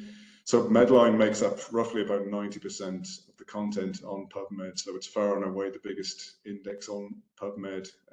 There are other, the other 10% is made up of things like books, stuff that hasn't yet been indexed, and various other journals that are not on Medline, but it's a huge chunk of things. And basically the National Library of Medicine provides all this information for free. Richard referenced the MESH database, the medical education subject headings. So basically this information on PubMed is freely available, and where it becomes confusing is commercial companies like EBSCO and various other companies, I think there's over 30, can use that freely available public data and also then apply the subscriptions that we have, because PubMed is largely bibliographic. It's a biomed bibliographic database, so it's confusing for people, and sometimes it will come down to a subjective choice as to which interface you prefer to search on as much as actual content. So we'll try and work through that and make that a little clearer. And as I said there, the final objective really was just to show you how the HSE Library Evidence Service works around some of these resources to support your needs. So yeah, I will get away from agendas, but in general, we'll have a quick look at the journal literature on PubMed, which is the main basis of information on there. We'll have a quick look at clinical trials database. You might be aware when you do go into PubMed, if you click on the arrow around PubMed, there's actually about 20 other National Library of Medicine databases in addition to PubMed. So people sometimes forget about that, and like particular researchers will zone in on different databases. The other kind of slightly forgotten piece of PubMed is some of the other resources available. There's a very extensive bookshelf where you can access freely available some book content that's very useful. Medline Plus. Now, we have a lot of databases that produce patient information, and some of our earlier speakers have referenced that. There's actually quite a lot of patient information on Medline Plus and drug information on Daily Med.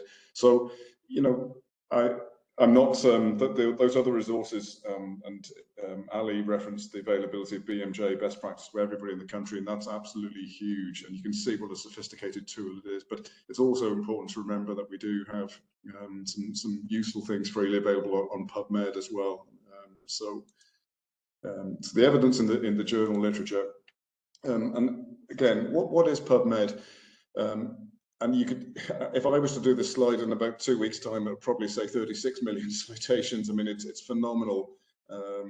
Generally speaking, these are some of the core areas on the screen there that, broadly speaking, that PubMed specializes in.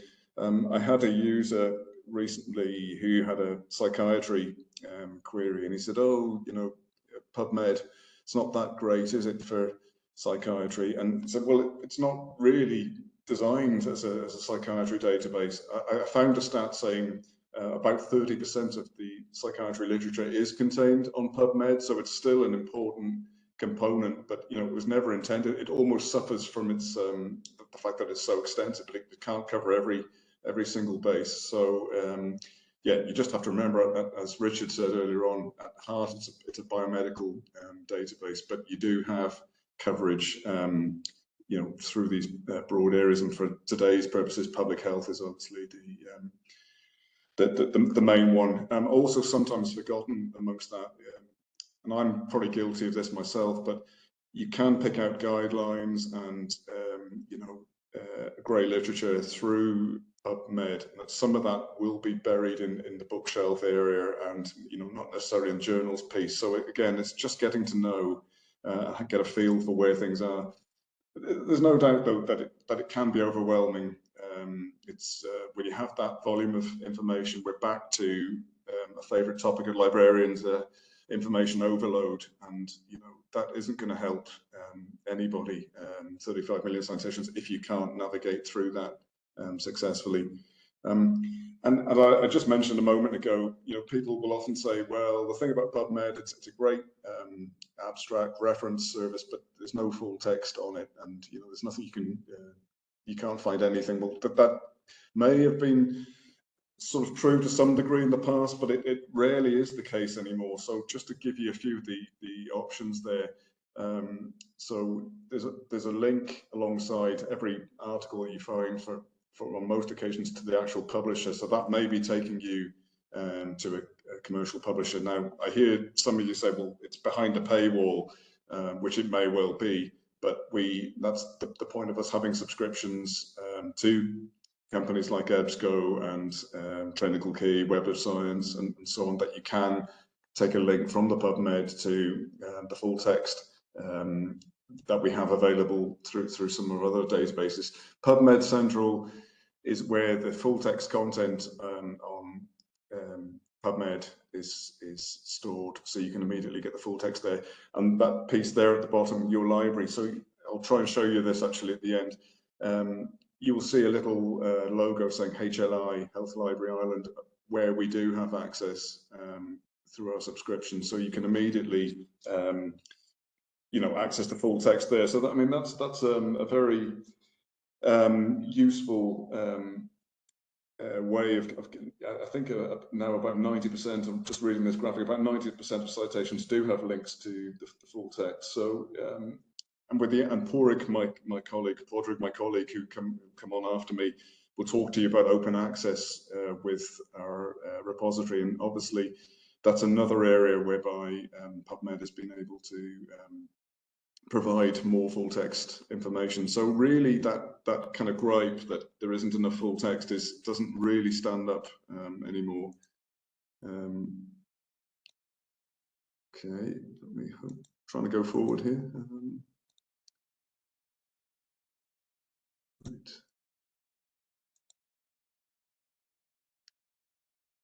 Nothing's happening. I'm not sure what's, is it just slow here or? Oh dear, that's not good. Can you see that slide there? We can see where does PubMed fit in the evidence? Yeah, that's okay. Yeah, I'm not sure what I clicked, or apologies. So yeah, as I said there at the beginning, what I'm trying to do really is to show you where PubMed might fit within the evidence puzzle. And what is so special about PubMed? You'll hear Richard has demonstrated some of the searches. The majority of PubMed content can be easily accessed on other library subscription databases that we have, such as Embase, Web of Science. There's another Health Business Premium. Richard has talked about Medline with full text, and that there are others. So, what's so special about PubMed? And similarly, Ali was talking about BMJ best practice. We have another, what's called a point of care tool in UpToDate, where you can drill down to very specific content, and literally, if you're looking at a particular condition, you can pinpoint the exact piece that you need to hopefully assist with your research, answer your question. And really, that's the great counterpoint that people say, well, the thing about PubMed, it's great, there's a lot of information, but I really wanted a specific question answered, and it doesn't do that, and BMJ best practice will do that. That's brilliant if it does do that, but you have to remember for a start that a lot of the information captured on point of care tools like UpToDate and BMJ best practice actually references Medline content, so it's still an important component of that.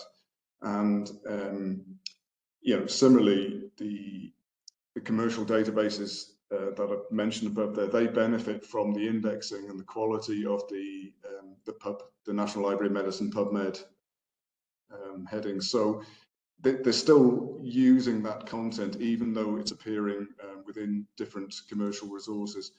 So it is quite special, actually. And as I've said, and I'll go on to demonstrate it in a little while, there is a huge variety of content just beyond Medline on PubMed, and much of it is unique to PubMed, and it is free, which is very powerful. And something else that Richard again mentioned about Andrew Booth and SHAR, which is kind of a powerhouse for library research. A lot of people do find the research they need via related citations algorithms. So it will be called slightly different things on different databases. It's called related citations on PubMed, on Google Scholar. You have it on EBSCO. So this is where the algorithm picks up on the article that you find is relevant and links you to other similar indexed articles. And there was a recent presentation saying that 51% of all articles are retrieved via this method. So that while we as librarians start off by showing you the search process and taking you through that, and that's very important, equally for a lot of users, they will come in with a core reference and they will work their way through a pathway using related citations algorithm. So again, that's where the indexing on PubMed in particular becomes so important, because the quality and the depth that Richard was showing in terms of the drill down in indexing, that's what makes that related citations work so well. So the indexing of journals on PubMed is of a very high quality. Again, Richard, I should have zoned in on your presentation even more. Richard showed the various variations of question framework. So when you come to looking for something, you need a search question, and we used the PICO framework, and Richard is demonstrating that variations on that, and that's what PICO actually stands for. So the idea of this, whichever one of those questions that you use, it's just to try and drill a question rather than just a sort of search for information, which will be a problem when you have 35 million citations. So my example also, Richard, is quite similar to yours, but I don't get too hung up on this. It's really just to show you the various components of how the PICO can work. So you can see that there on the screen.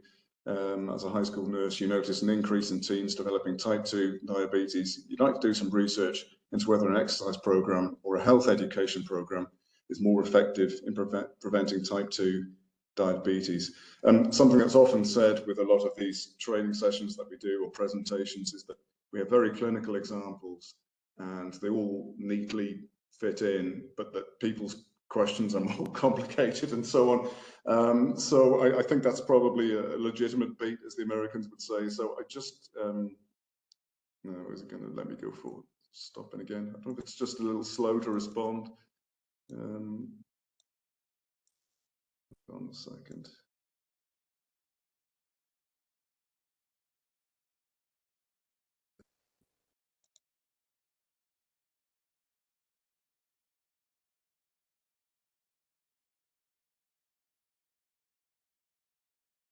Don't honestly know why that is stalling.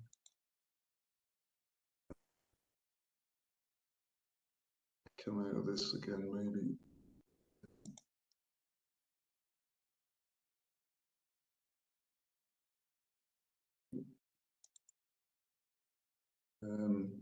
Can you see the PICO search example?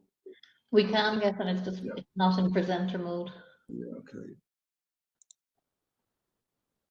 Okay, let's go forward. Back to that slide. Sorry about that. Yeah, it's just stopping me at that point. I don't know why.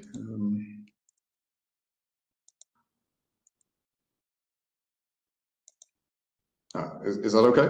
Perfect. Yeah. So maybe one difference, I keep referencing Richard earlier on. One difference, though, on PubMed with some of the other resources, Richard detailed a very precise search strategy using truncation, using adjacency operators, and various other things. One of the reasons PubMed is so popular is that anybody can come along and just type in what they determine to be the key search words. So in that question there, obviously our key search words were teenagers, diabetes, prevention, exercise. So literally the most optimum way of actually searching PubMed is just to type them in, and this is what you get. And I'm going to show you a breakdown of how PubMed works under the bonnet to find these things. So, here's your first few results. Now, unless you tell it otherwise, you can see on the screen here, it sorts it by the best match. So the closest based on the index terms to the terms you've put in. And you can change that to searching by the most recent, if that's, and you can see here on the left, you've got a very extensive date range, 1969 to 2021 in this case. So you might want to shorten that, and you've got various other options there on the left that you can do. So you can see here. Sorry, let me just go. So if you go to advanced search in PubMed, which is on the front screen here, what I'm going to show you here is how PubMed is interpreting this search. Okay, so if we go into advanced, sorry, just go back one.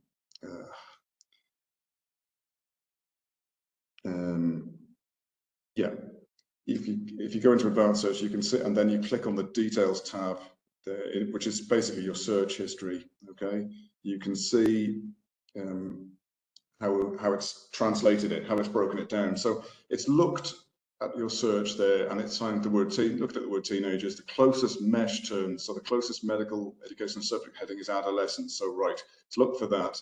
It's also looked for the word adolescent as a keyword basically in any field, and teenage, and go on. So it's looking for as many variations on the term that you can find, and it does that with each one of those terms. So basically, you can find. Okay. Sorry, I don't know why it's leaping forward there. So basically, it will do that with every single one of those terms. So, for example, it will find diabetes as a mesh term. It will find exercise prevention. So it's picking up on all possible variations on your term and maximizing the chance. And it's something that's just been there from your own keywords. So it shows how powerful a searcher can be.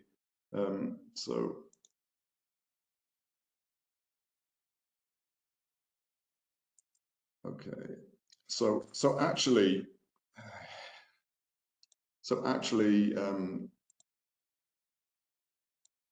sorry, apologies here. I'll forward back to the. It's keeping it interesting anyway.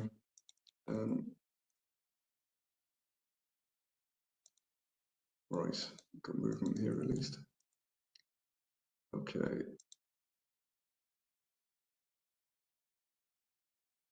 One more. Yeah. So whereas in what Richard was demonstrating, as I said, was using truncation and punctuation and so on, you can see here on PubMed by putting in the quotation marks, which is basically you search as a phrase there. So the phrase patient education as opposed to the word patient education in isolation and high blood pressure there.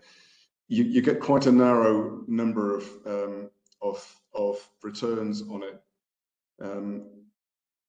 No, there you go, that's it. Whereas if you just put in the terms patient education, exercise, high blood pressure, because of the term mapping that I was just demonstrating there, because it's picking up the various mesh terms and the variations, you pick up a far higher return. Now you might say, well, you know, I can't wade through 442 articles, that's not, or references, that's not going to be good for me. But keep in mind, as the search progresses and you add more and more terms together, when you add them together, eventually it will reduce in numbers, and you'll have hopefully a more specific answer to your lesson. So you want to maximize your opportunity. So you actually want to keep it quite open-ended.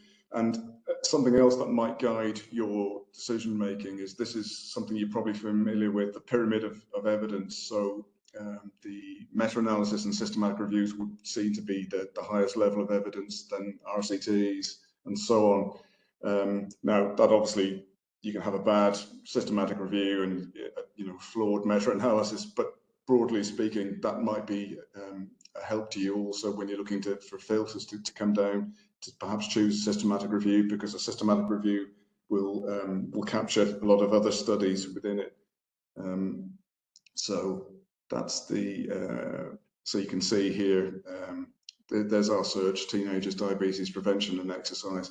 And we can start to filter by article type. There you can see on the left where my cursor is, you could choose meta-analysis or clinical trial. So it mirrors that evidence pyramid that we were looking at. Okay, there you go. And okay, but obviously, because PubMed is such a vast database, really, it could still be quite unwieldy to find things. So another way that can sort of help navigate your way through, there's actually a section on the front page called clinical queries. And in fact, what we used to call our evidence service was a clinical query service. So you can put in that same search that we just put in there, for example, and you can filter it down by, is it a therapy question? How broad do you want the scope to be? And that will also find systematic reviews. And so you can see that's a similar kind of search there.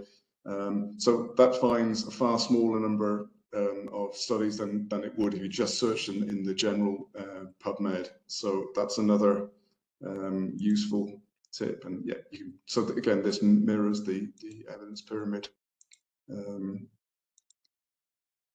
Okay, another possible use, I'll try and speed up on this for PubMed, is where people just want to look up a reference. So somebody might say, well, I know there's an article written by Lazarus, I think it was in the New England Journal of Medicine from a couple of years ago. How can I find it? So again, as with the searching, rather than putting things in brackets or putting punctuation, which PubMed doesn't respond well to, you can just put in the author, the publication and the date, and it will find you the reference by a process called citation matching. So that's another as with the automatic term mapping that we demonstrated on the search, this is a very powerful sort of indexing piece that's working away in the background. And again, as with the related citations piece, once you've found your matching citation, it will also lead you to other citations that are relevant. So you can see here, that's that's a particular study that they found just by doing that. So okay, not going to demonstrate too much about, again, Richard was showing you about setting up alerts and citing things and so on. Just to say, as with other databases, you've got that function in PubMed when you can cite, for example, that article there that we had, and you can put it into whatever bibliographic reference style, the APA, the MLA, that you want to, and and you can equally, you can do the same thing that you can do on most of the database. You can create an alert. So if you have put in a complex search, you can save it. And I think what sometimes confuses people end up with alerts on so many different databases that, again, it can be, what can happen in the end is that people sort of say, well, okay, I prefer searching on PubMed compared to another database. I'll use that as my base search rather than having sort of 6 alerts on 6 different databases. I'm not going to dwell on this particular one too much, but just to give you an idea of some of the flavor of associated databases. There's also clinicaltrials.gov. So again, if we were looking at the evidence table, you saw about RCTs being just under systematic reviews. So you've got a freely available clinical trials database there where you can go in, look at a condition or disease. You can pick out a country. It's not just America. You can find the results of trials and so on. So we're straying into the area of what we would call grey literature here. And grey literature is always the hardest probably element of information to retrieve for people. People increasingly are very good at searching PubMed or some of the other databases because they're so well mapped out. But grey literature is still to some degree dispersed between various points. So clinical trials is well worth having a look, and I think it's slightly overlooked. So I'm just you can see that there, and you'll have the slides to look at. And we're going to, you can see there. We must get off the topic of diabetes. I think we need something else, but yeah, just that's a a screen there looking at some of the results and so on. So yeah, you can look at the results of more than one trial, and you can look at specific outcome measures. So again, this is very similar to what Ali was showing you about drilling down, and also Katie talking later on about particular combinations of conditions and drugs and so on. So you have some very powerful tools available through the service. I'll just come through and I just want to quickly, before I get to talk about the evidence service there, because I know time is running a little bit low, that I mentioned about the bookshelf and Medline Plus at the very beginning of the presentation. So just to bear out what I was saying, it isn't just journal articles that you can find in the bookcase. There are guidelines in there, reference works, monographs. There's also quite a bit of grey literature. So we as researchers would certainly interrogate that to pick out things, because they're the very things that the users do miss. So to find that, again, you simply have to just choose the books from the drop-down menu, and it's very easy to use. And there again, there's our favorite diabetic foot treatment. And that's, again, you can just see the automatic term mapping on here. There's the mesh terms, and that's how it breaks it down in the search details piece. So, and Medline Plus is really, as I said, a patient information piece where you can pick out information on health topics and drugs and so on. So again, it's a complement to some of the other things that we have, and some of this NIH stuff would be, again, utilized on things like BMJ best practice and up to date and other resources. So you can have a look at that through your own time, but just to give you a flavour there with some of the screenshots. And just very quickly, because I do want to get this in before I'm finished. So Aoife talked about the evidence service. So basically, when the current library strategy plan was devised, and there will be a new one coming soon, I suppose the main shift was really that it was based around quality rather than just coverage. And you might say, well, you know, isn't quality always been important? And it has been. But we tried to look at the key components that we could offer users. So training, a literature search, evidence service, and various supports, and we try to see what was the most systematic way that we could respond in an evidence-based way. So within the evidence team, Aoife mentioned this, these are the levels of search. So trying to reflect basically if there's a quick turnaround search or, you know, more comprehensive search and so on. And you know, it's worked very well. In terms of the evidence summary, we started that through the COVID time, and obviously that was a very specific piece, but we are working on pieces of work for the people in the service, and yeah, that I think it works very well. It's a national service, and it's something that we consistently, I think we give a consistent output to people, which is the most important thing. So that's the address there for requesting an evidence search on the website.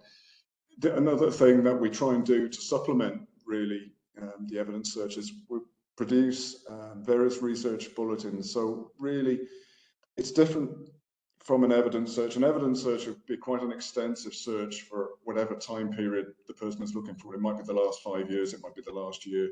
A research bulletin, generally the idea, and the frequencies will all vary slightly. They might be monthly or they might be quarterly. It's just to give you a snapshot. So for example, if you're looking at public health, infectious diseases, if we don't have a research bulletin on that at the moment, but if we did, you could zone in on recent high quality literature in that area. So something that might be interesting to people.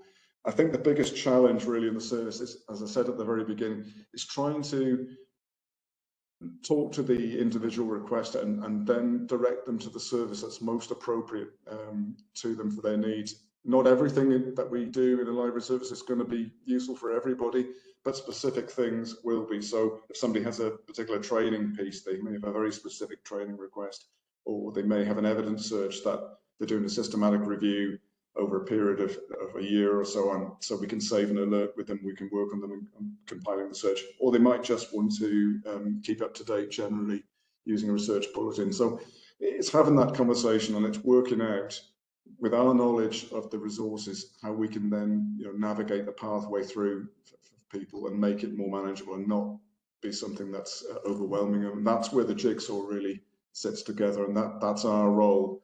And the components are the databases that are there, but our services are the things that knit things together. So, you know, hopefully today will be, you know, an open door just to come back and start a conversation with you. I always think that's the main value in these things, that it's putting a bit of information on the board and putting a face to a service. And you know, it's great to be here doing that. So just a final piece there. We've talked about that. That's what the research bulletins are. We do have tools like a federated search, and what that means, quite often we're asked, look, I haven't got time to search PubMed or Clinical Key or EBSCO with full text.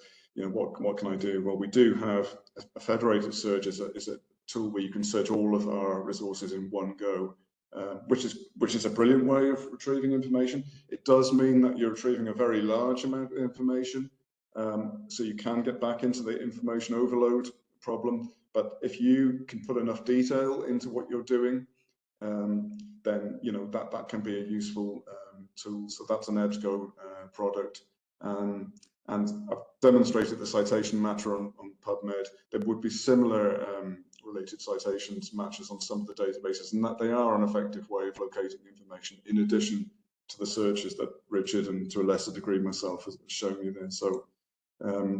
So yeah, I put it in questions there, but we'll probably do a compilation of questions for all of the speakers. I think Aoife probably at the end there, so probably a more efficient way of doing it. So that's pretty much what I have to offer.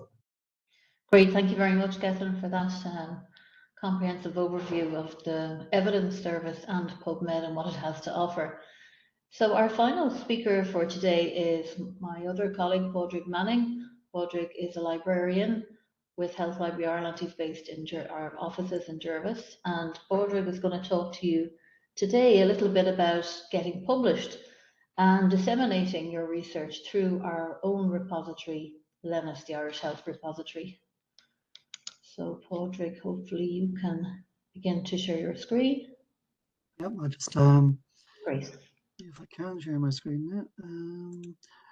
I haven't prepared a slide presentation because I'm always kind of worried that they'll go wrong. So I'm going to work from a live demonstration, and it's going to be mostly based around Lenus. I'll switch off my my camera in a second, you know, just to switch it on there to give you all a good fright and wake you up. But it might improve my bandwidth a little if I switch it off. So I'm going to be doing that now. So essentially, this is just a quick tour really of what Lenus is. I suppose how it supports research in the HSE, as it's a closely related topic, I suppose I'll also be pointing out some tips on getting your research published. But I'll be working to that via Lenus rather than the other way around. I hope that makes sense. So let me see. That's fine. All right. Okay, so first of all, I suppose we start at first principles, and we talk about repositories. As you can see from the homepage there, Lenus is the Irish Health Repository. But what is a repository? It's not the same thing as a website, although repositories are web-facing, so they're presented through websites. A repository is a dedicated database, really, for secure, long-term storage of information. A repository assigns permanent identifiers or persistent identifiers, if you like, to its contents, which renders them permanently and uniquely locatable online. Persistent identifiers consist of things like, for example, DOIs, digital object identifiers, handles, ORCIDs, etc. A digital object identifier locates an item in terms of what it is. It describes the nature of the thing.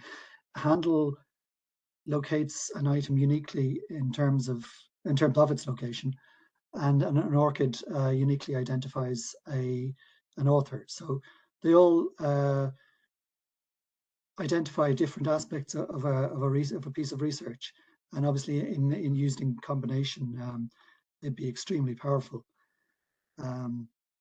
So if you contrast that, say, with websites, which are more precarious or ephemeral, if you like, in their construction by comparison, and can eventually lead to dead links or loss of material when they're taken down or reorganized, as they are frequently.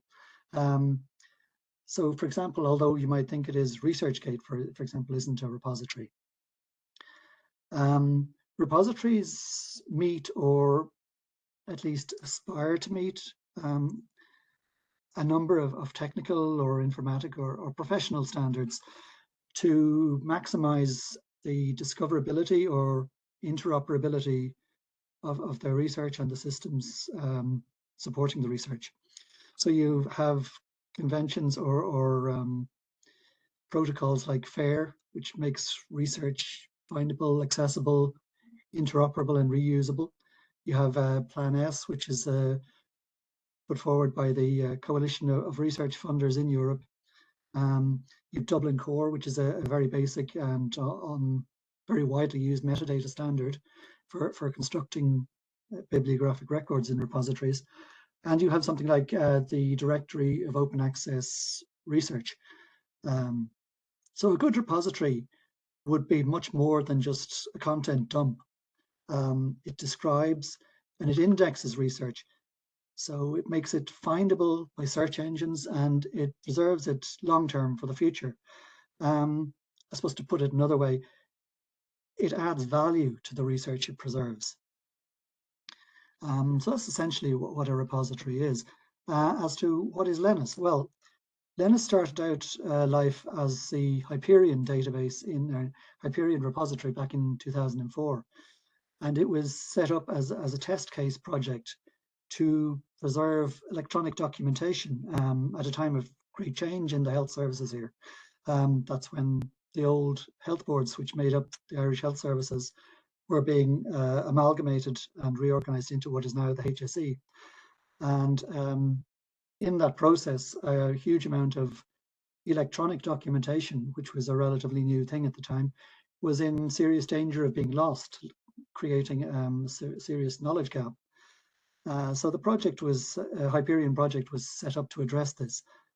And the project was actually a great success, and it led in turn to a more ambitious project, which also aimed to capture Irish health research and the supporting documentation going with it from other Irish health organizations. So it combined aspects of institutional repositories and subject repositories. And this is something of a rarity among repositories even today. This new repository, Lenus, was launched in 2009, and at launch had something like, I think, 3,500 items in it. It now contains nearly 40,000 items, and that includes the output of over 100 health organizations, past and present, in Ireland. It also includes research from clinicians, academics, private researchers, and taking the form of journal articles, reports, statistical data, theses, posters, PowerPoints, public health leaflets. So a whole range of research formats and outputs. Lenus is an open access repository. I'm sure everybody knows by now what open access is, but just a quick recap. Open access is information which is free to read and rehost while acknowledging the intellectual rights of the author or authors. Its influence has in turn led to the rise of complementary fields such as open data, open research, and I guess more broadly open science, all of which have profoundly transformed the research landscape, not just in Ireland, of course, but across the EU, across Europe, Latin America, the US, really worldwide. Open access aims to maximize the availability of research, not just to academics and researchers, obviously, but to the public and to private citizens anywhere. And it originally arose as a response to, I suppose, the twin pressures of increasingly unaffordable journal subscription costs, and also the sort of contemporaneous rise of online publishing and file sharing, which of course made research dissemination much easier than it had been before. In traditional research publishing, access to the research is purchased by an individual or an institution. In open access publishing, the funding model shifts from, I suppose, what you would call the reader pays model, that is through publishing or through purchasing a journal subscription, to either author pays, that is through a publishing charge, or publisher pays, that is the journal is funded by its publisher or by another patron body. But the aim in each case is to ensure that the reader does not have to pay. So I suppose really just going from the general to the more specific, I'll talk a bit more specifically about Lenus now. This, as you can see here, is Lenus. Anyone can view its contents, and I should point out, just in case anyone doesn't know, it's fully searchable using Google or indeed your preferred search engine of choice. But if you create a Lenus account, it will give you added functionality and allow you to submit your own research. So what I'll do is, I'll come back to that later, but I will log in as myself now and practice what I preach, I suppose. So Lenus as a repository is built on open source software called DSpace. Most repositories built on the DSpace software will look a little bit like this, although they'll all be customized to some degree. Open software can be readily modified, and it doesn't come with sort of the hefty costs associated with, say, some proprietary software packages. But Lenus is divided into top-level communities. They're the largest kind of content dividers, if you like. They're mostly subject-based. I'll click on here, top left, you'll see communities. And that will give us a list of the top-level divisions in the repository. They're mostly, as you can see, subject-based, the notable exception of HSE, which was, of course, the original core collection of Lenus, and is vast and varied enough to merit its own top-level subdivision, or division, rather. Below that, you have, if I click on HSE, you'll see that there are sub-communities and collections. These are smaller divisions, obviously, nested within the top-level divisions, and in turn, there would be individual level items then. So if I just go back, actually, because one very good one to demonstrate through is hospital research. This is a combination of obviously subject-based, but also divided by institution. If I pick, say, hospitals or health organisations within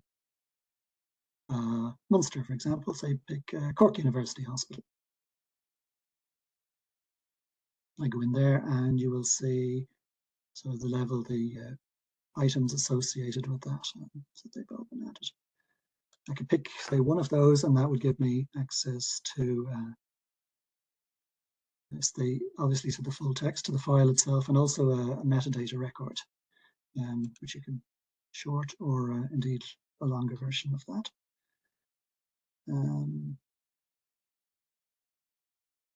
So there we are.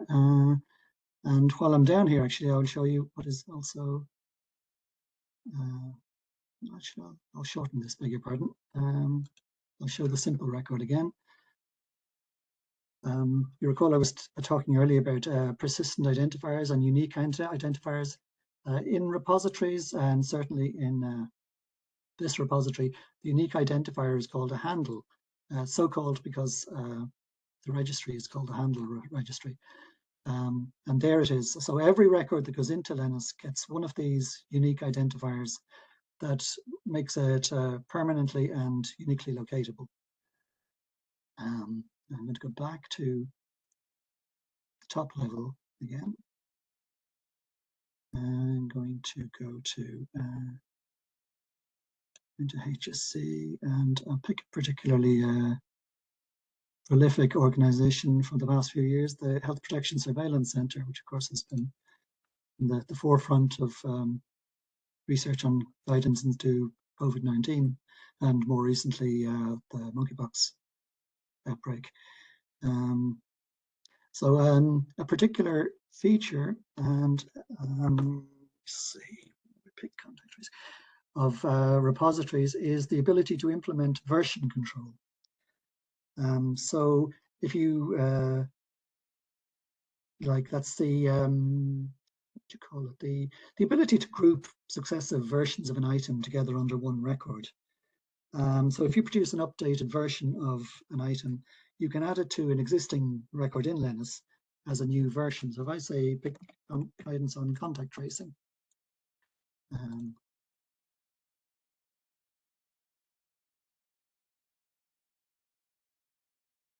okay, let's see, try again.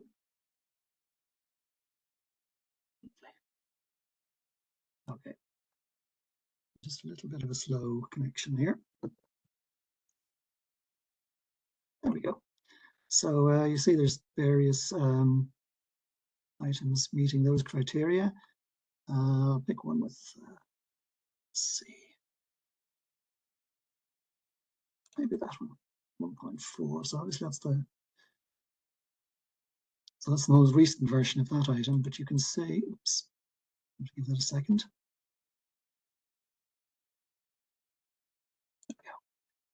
So you can see previous versions of this guidance are attached to the same record, and these can be locked for the avoidance of confusion and opened on request. So somebody is unlikely to have access to an older version of this guidance accidentally, but if they specifically request it, for example, for reasons of comparative analysis, they can ask for it to be emailed to them directly. And so you could do this with your own research. So having said that, I'll go back again. If I just... So how would you add your own research to Lenus? Well, if you create a Lenus record and you're set up as a contributor to a collection, you could just go to the homepage of that collection and you'll see a link there saying submit a new item to this collection. So that's one way of doing it. If you are an occasional contributor or you don't have a particular collection that you are known to submit to, you could just go to the homepage here and there's a link right there, submit your research to Lenus. So you could just click on that. That takes you to a form. And sorry. Yep, there we go again. And there you go, you fill in the details there. So that's what you might call, I suppose, a mediated deposit. So what happens is you enter your details or the details of your research there, submit it. That comes to a library member who will then go through it and make sure that it's appropriate for submission. That is, they would be reviewed to make sure that the research is A, that it's Irish health research, B, that it's open access, and C, that it's not already in Lenus. And additional metadata might be added to it just to improve its findability before it's formally added to the repository. So again, the aim is always to make the research as findable and as accessible as possible. I suppose, why should you put your research into a repository here? There are a number of benefits and justifications, I guess. Obviously, to avoid losing it, but putting your publication or your research into a repository like Lenus, it does provide a strong, stable, I suppose, long-term home for it. You remember I was talking earlier about ordinary websites and how they can be quite transient and quite ephemeral in their structure. Repositories are far more robust. And for open access generally, studies do show that open access research has a higher visibility and citation rate than non-open access research. So it's professionally advantageous to put your research in a repository too. And of course, ethically, it allows that research to be used for the benefit of all. The HSE, in fact, has a position statement advocating that people publish in an open access forum wherever possible. There's a link to it down here somewhere. There it is. So you can check that statement out if you like. So the HSE strongly endorses the use of open access publications. So anywhere else I can go? I suppose really I ought to say something at this stage about getting published. How would you do that? Where would you start? The main thing, I guess, to consider is why are you publishing and who or what is your audience? People publishing tend to focus on a small number of journal titles which are picked mainly either for reasons of prestige, Nature or JAMA or something like that, or because they're core titles in their own discipline. And those are not invalid reasons, but it is, excluding an awful lot of potentially useful avenues for publication. Others almost pick journals at random, maybe not taking into account what the readership might be. And these are sort of basic errors to make, really. To stretch a comparison, maybe there are no there's no good reason in submitting your study on the community spread of COVID to, say, the Journal of Maxillofacial Surgery. You know, the readers won't want to read it, and the editors probably won't accept it and will reject it, and you'll simply have wasted time and effort. Some people would pick a journal with low article processing charges and quick publication times, but this runs the risk of submitting to a predatory journal. And well, obviously we could do a whole presentation on just what predatory journals are. Essentially, they're a form of online scam, which charges for publication, as open access journals often do, but fail to provide the peer review, without which published research is essentially worthless. I just remember, as with anything else online, when publishing your research, it pays to stay alert and do your homework when you're choosing a journal to submit your research to. Finding the right journal to publish in isn't all that difficult. I'll just point to a couple of very useful resources here. Most obvious one, I think, is Think, Check, Submit. And this is basically, it's a form of checklists designed to shape your thinking around what sort of research you're publishing, what sort of journal you'd like to publish it to, who you want to research, who you want to read it, down there. And so if I do that, so you could say download a copy of the checklist. You have different languages, so you can sort of tick the particular boxes that you want. Do you want? They will guide you not only to the kind of research that you, or the kind of publication that you want, but also will give you some guidance as to its quality. It can be relatively straightforward spotting predatory journals if you know what to look for. And Think, Check, Submit is very good at helping you to do that. You can see down here, and sorry, are the articles indexed in dedicated services? Is it clear what fees you're being charged? That sort of thing. All right. I don't know how I'm doing for time, Aoife. You're okay, Cord? I'm trying to think what else I need to. I'd probably also include the directory of open access journals. As you don't have to publish in an open access journal, but the HSE does recommend it. And the directory of open access journals is, if you like, a whitelist, in that it helps you to identify open access journals which have been vetted for minimum quality standards. So I could just mention surgery there a while ago, so I'll just put that in.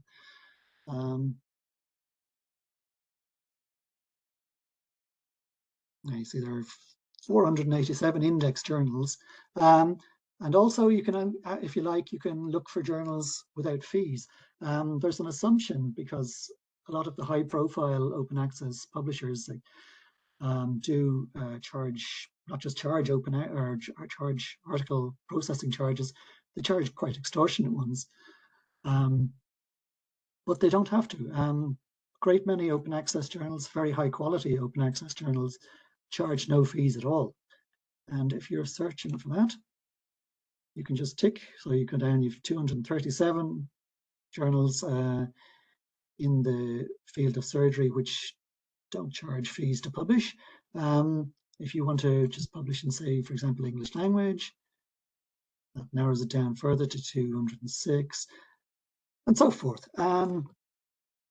It's very useful. Between that and Think, Check, Submit, you should be able to locate a journal in your field, a reliable journal, probably an open access journal, even an open access journal which won't charge you high fees to publish in. And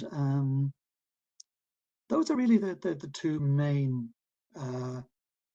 tools I would recommend. There are others, but they're probably enough to get you started. Just to recap, I suppose, We had repositories, we had Lenus, we've had research, and we've had publishing. There is just enough time to tie all these together in the shape of the Open Access Research Awards. So I was determined to get in a little plug for that. Every year since 2014 now, the Health Library Ireland has run a competition for the best open access research in the health services. And this year's awards close on the 27th of October. There you go. And the entry form is right here. And they're open to anybody working in the Irish health services. There's the form. Very simple, quick form to conclude. Anybody in the Irish health services who has published research in the last 2 years. All entries are judged by a team of experienced clinicians and researchers. And also all entries are deposited in Lenus. So we're practicing what we preach in terms of open access publishing. As I say, the awards are currently open for entry. The closing date is Friday, the 27th of October. So get the word out. There's still time to get your research in for this year's awards. So that's it really. That's basically what a repository is, what open access is, what Lenus is, and Lenus's role in research dissemination and giving people advice on getting published. And there it is. I think I'll stop sharing there and hand it back to you, Aoife. Thanks very much, Padraig. Very good overview of Lenus and getting great tips there on websites and various platforms to use to start getting published and think about the whole potential of open access and the importance of it. So that brings our webinar almost to a close. We do have time for Q&A. If the panelists remaining would like to turn on their cameras again, in case anyone has any questions. The chat has been quiet. Everyone's being very quiet today. But if any of the participants have any questions they'd like to put to any of our panelists, that's what we're here for. So I'll keep an eye on the chat. We heard this morning from Dr. Cuddihy and Dr. Connolly, who really alluded to the importance of evidence to inform and underpin decision-making for both policy and practice in public health and in the health service. And I think we heard from many of our suppliers with good live demonstrations of some, just really a snapshot of some of the resources you have available to yourselves through the library service. And we are a gateway, I think, to evidence, and our library staff are really the experts at navigating the evidence, and most of all, we're here to help.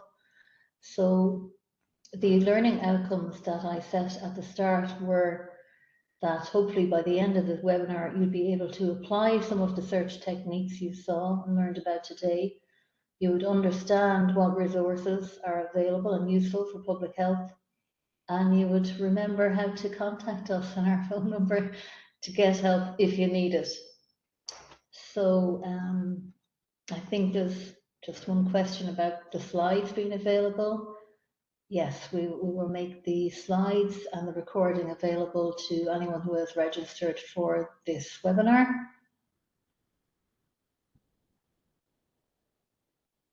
And I do need to say a couple of thank yous. Before I do that, just my question about artificial intelligence, I put it to Richard, and Richard kindly sent me a reference to EBSCO's approach. Is it okay to share that, Richard, if you're still with us?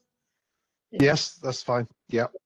For some reason, we're still seeing EBSCO thank you on the screen. Yeah, I tried different ways to disable that, and for some reason I'd have to leave the webinar, I think, to actually not show that. So I don't know if you want to put something else instead of that, but I cannot find WebEx a way to disable that at the moment. That's okay. So if I could put just that broad question perhaps to Ali from BMJ, what is their approach to AI? Yeah, I'd be quite happy to share a statement or something, but in terms of like you'd expect from any sort of organization these days, everyone's looking into this. not only into how we use it, obviously we do use AI, but also how authors may use AI, for example. But in terms of if we take one specific example, if we look at best practice, the way we currently see that is in terms of the content will continue to be created by humans, because we know that there are currently some issues with sort of generative AI, where things like hallucinations and reproducing the the same information. So we see the content being used or created by humans, but used by AI in the future. So that's how we're currently thinking about that for BMJ best practice. Thanks, Ali. What about yourself, Katie, and Royal or Pharmaceutical Press? Yes, so I'm of the similar view that we have an in-house editorial team that we utilise. Obviously, we have peer review and things that happen like that. I can't see a world in which that won't always be the case. They're the experts in their field, and that's what the sort of content we always want to put out there. That said, we're doing a lot behind the scenes to technically get ourselves up to speed and provide other options for like plugging into APIs and so on. So I don't think it's off the table, but as far as I know, it's not something we've spoken about, or not that I'm aware of. Yeah, we're going to keep it the old-fashioned way for the time being. Thanks, Katie. Padraig, did you have your hand up for a question? Yeah, just I wanted to mention quickly that I suppose it's a good time to mention it too, that the full text of Lenus can of course be searched through the Llama chatbot. So there's you're talking about a vast amount of textual and statistical research, which actually can be searched through a form of AI through the chatbot on the HSE website. That's right. So Llama stands for Library Ask Me Anything, and that's our AI chatbot on hselibrary.ie, which is available out of hours. It's a proactive use of AI that we're using here in the library service. I think there has been a question in about the research request service or the evidence service. Gethin, do you want to take that? Yeah, no, I mean, as the requester said there, it is something. I give you a politician's answer. Yes, it is for employees of the HSE, but what we do tend to find is, particularly on some of the larger pieces of work, like the evidence summary, that there will be, representation both internally and with perhaps a group like the DOH in terms of a piece of work. So, whilst it's true to say that the service is for employees of the HSE, it doesn't completely preclude working with people from other agencies in terms of putting a piece of work together. So, as I said, politicians answer there, but it's like I know recently there's an evidence summary that's been done with people from the Department of Health that were involved. So yeah, absolutely, it's about relationships. So definitely something we can work with. Yeah, I think there's an active piece of evidence summary being done right now, actually, with there's an acronym for it, so I don't want to get it wrong, IHE or something. It's on the nursing side of the house, as far as I'm aware. Right. Yeah. So we are open to certainly collaborating on those pieces of work where they have. And certainly through, I mean, without revisiting, nobody wants to revisit the COVID times too much, but we certainly would have, worked with quite a few different groups in terms of compiling summaries on that. So I think it's a continuation of that, really. Okay. Any other questions from anyone? I think Elaine has been fielding some of them there. Just to reiterate that the course is accredited for 3 CPD points by the Royal College of Physicians in Ireland for those who attended today for the 3 hours. And my thanks to Dr. Geraldine Sayers for assisting me with the paperwork to get that approved, and her great attention to detail. A big thank you to all of our speakers today, Dr. John Cuddihy, Dr. Eibhlín Connolly, Ali Boukabache, Richard Crookes, Katie Mouskos, my own colleagues Gethin White and Padraig Manning. And thank you to Elaine Scanlon and to Anne Kearns for her help with the administration of the webinar. So I think I will wrap it up and wish you all the best in navigating the evidence for public health, and keep in touch with the library services. Thank you and goodbye.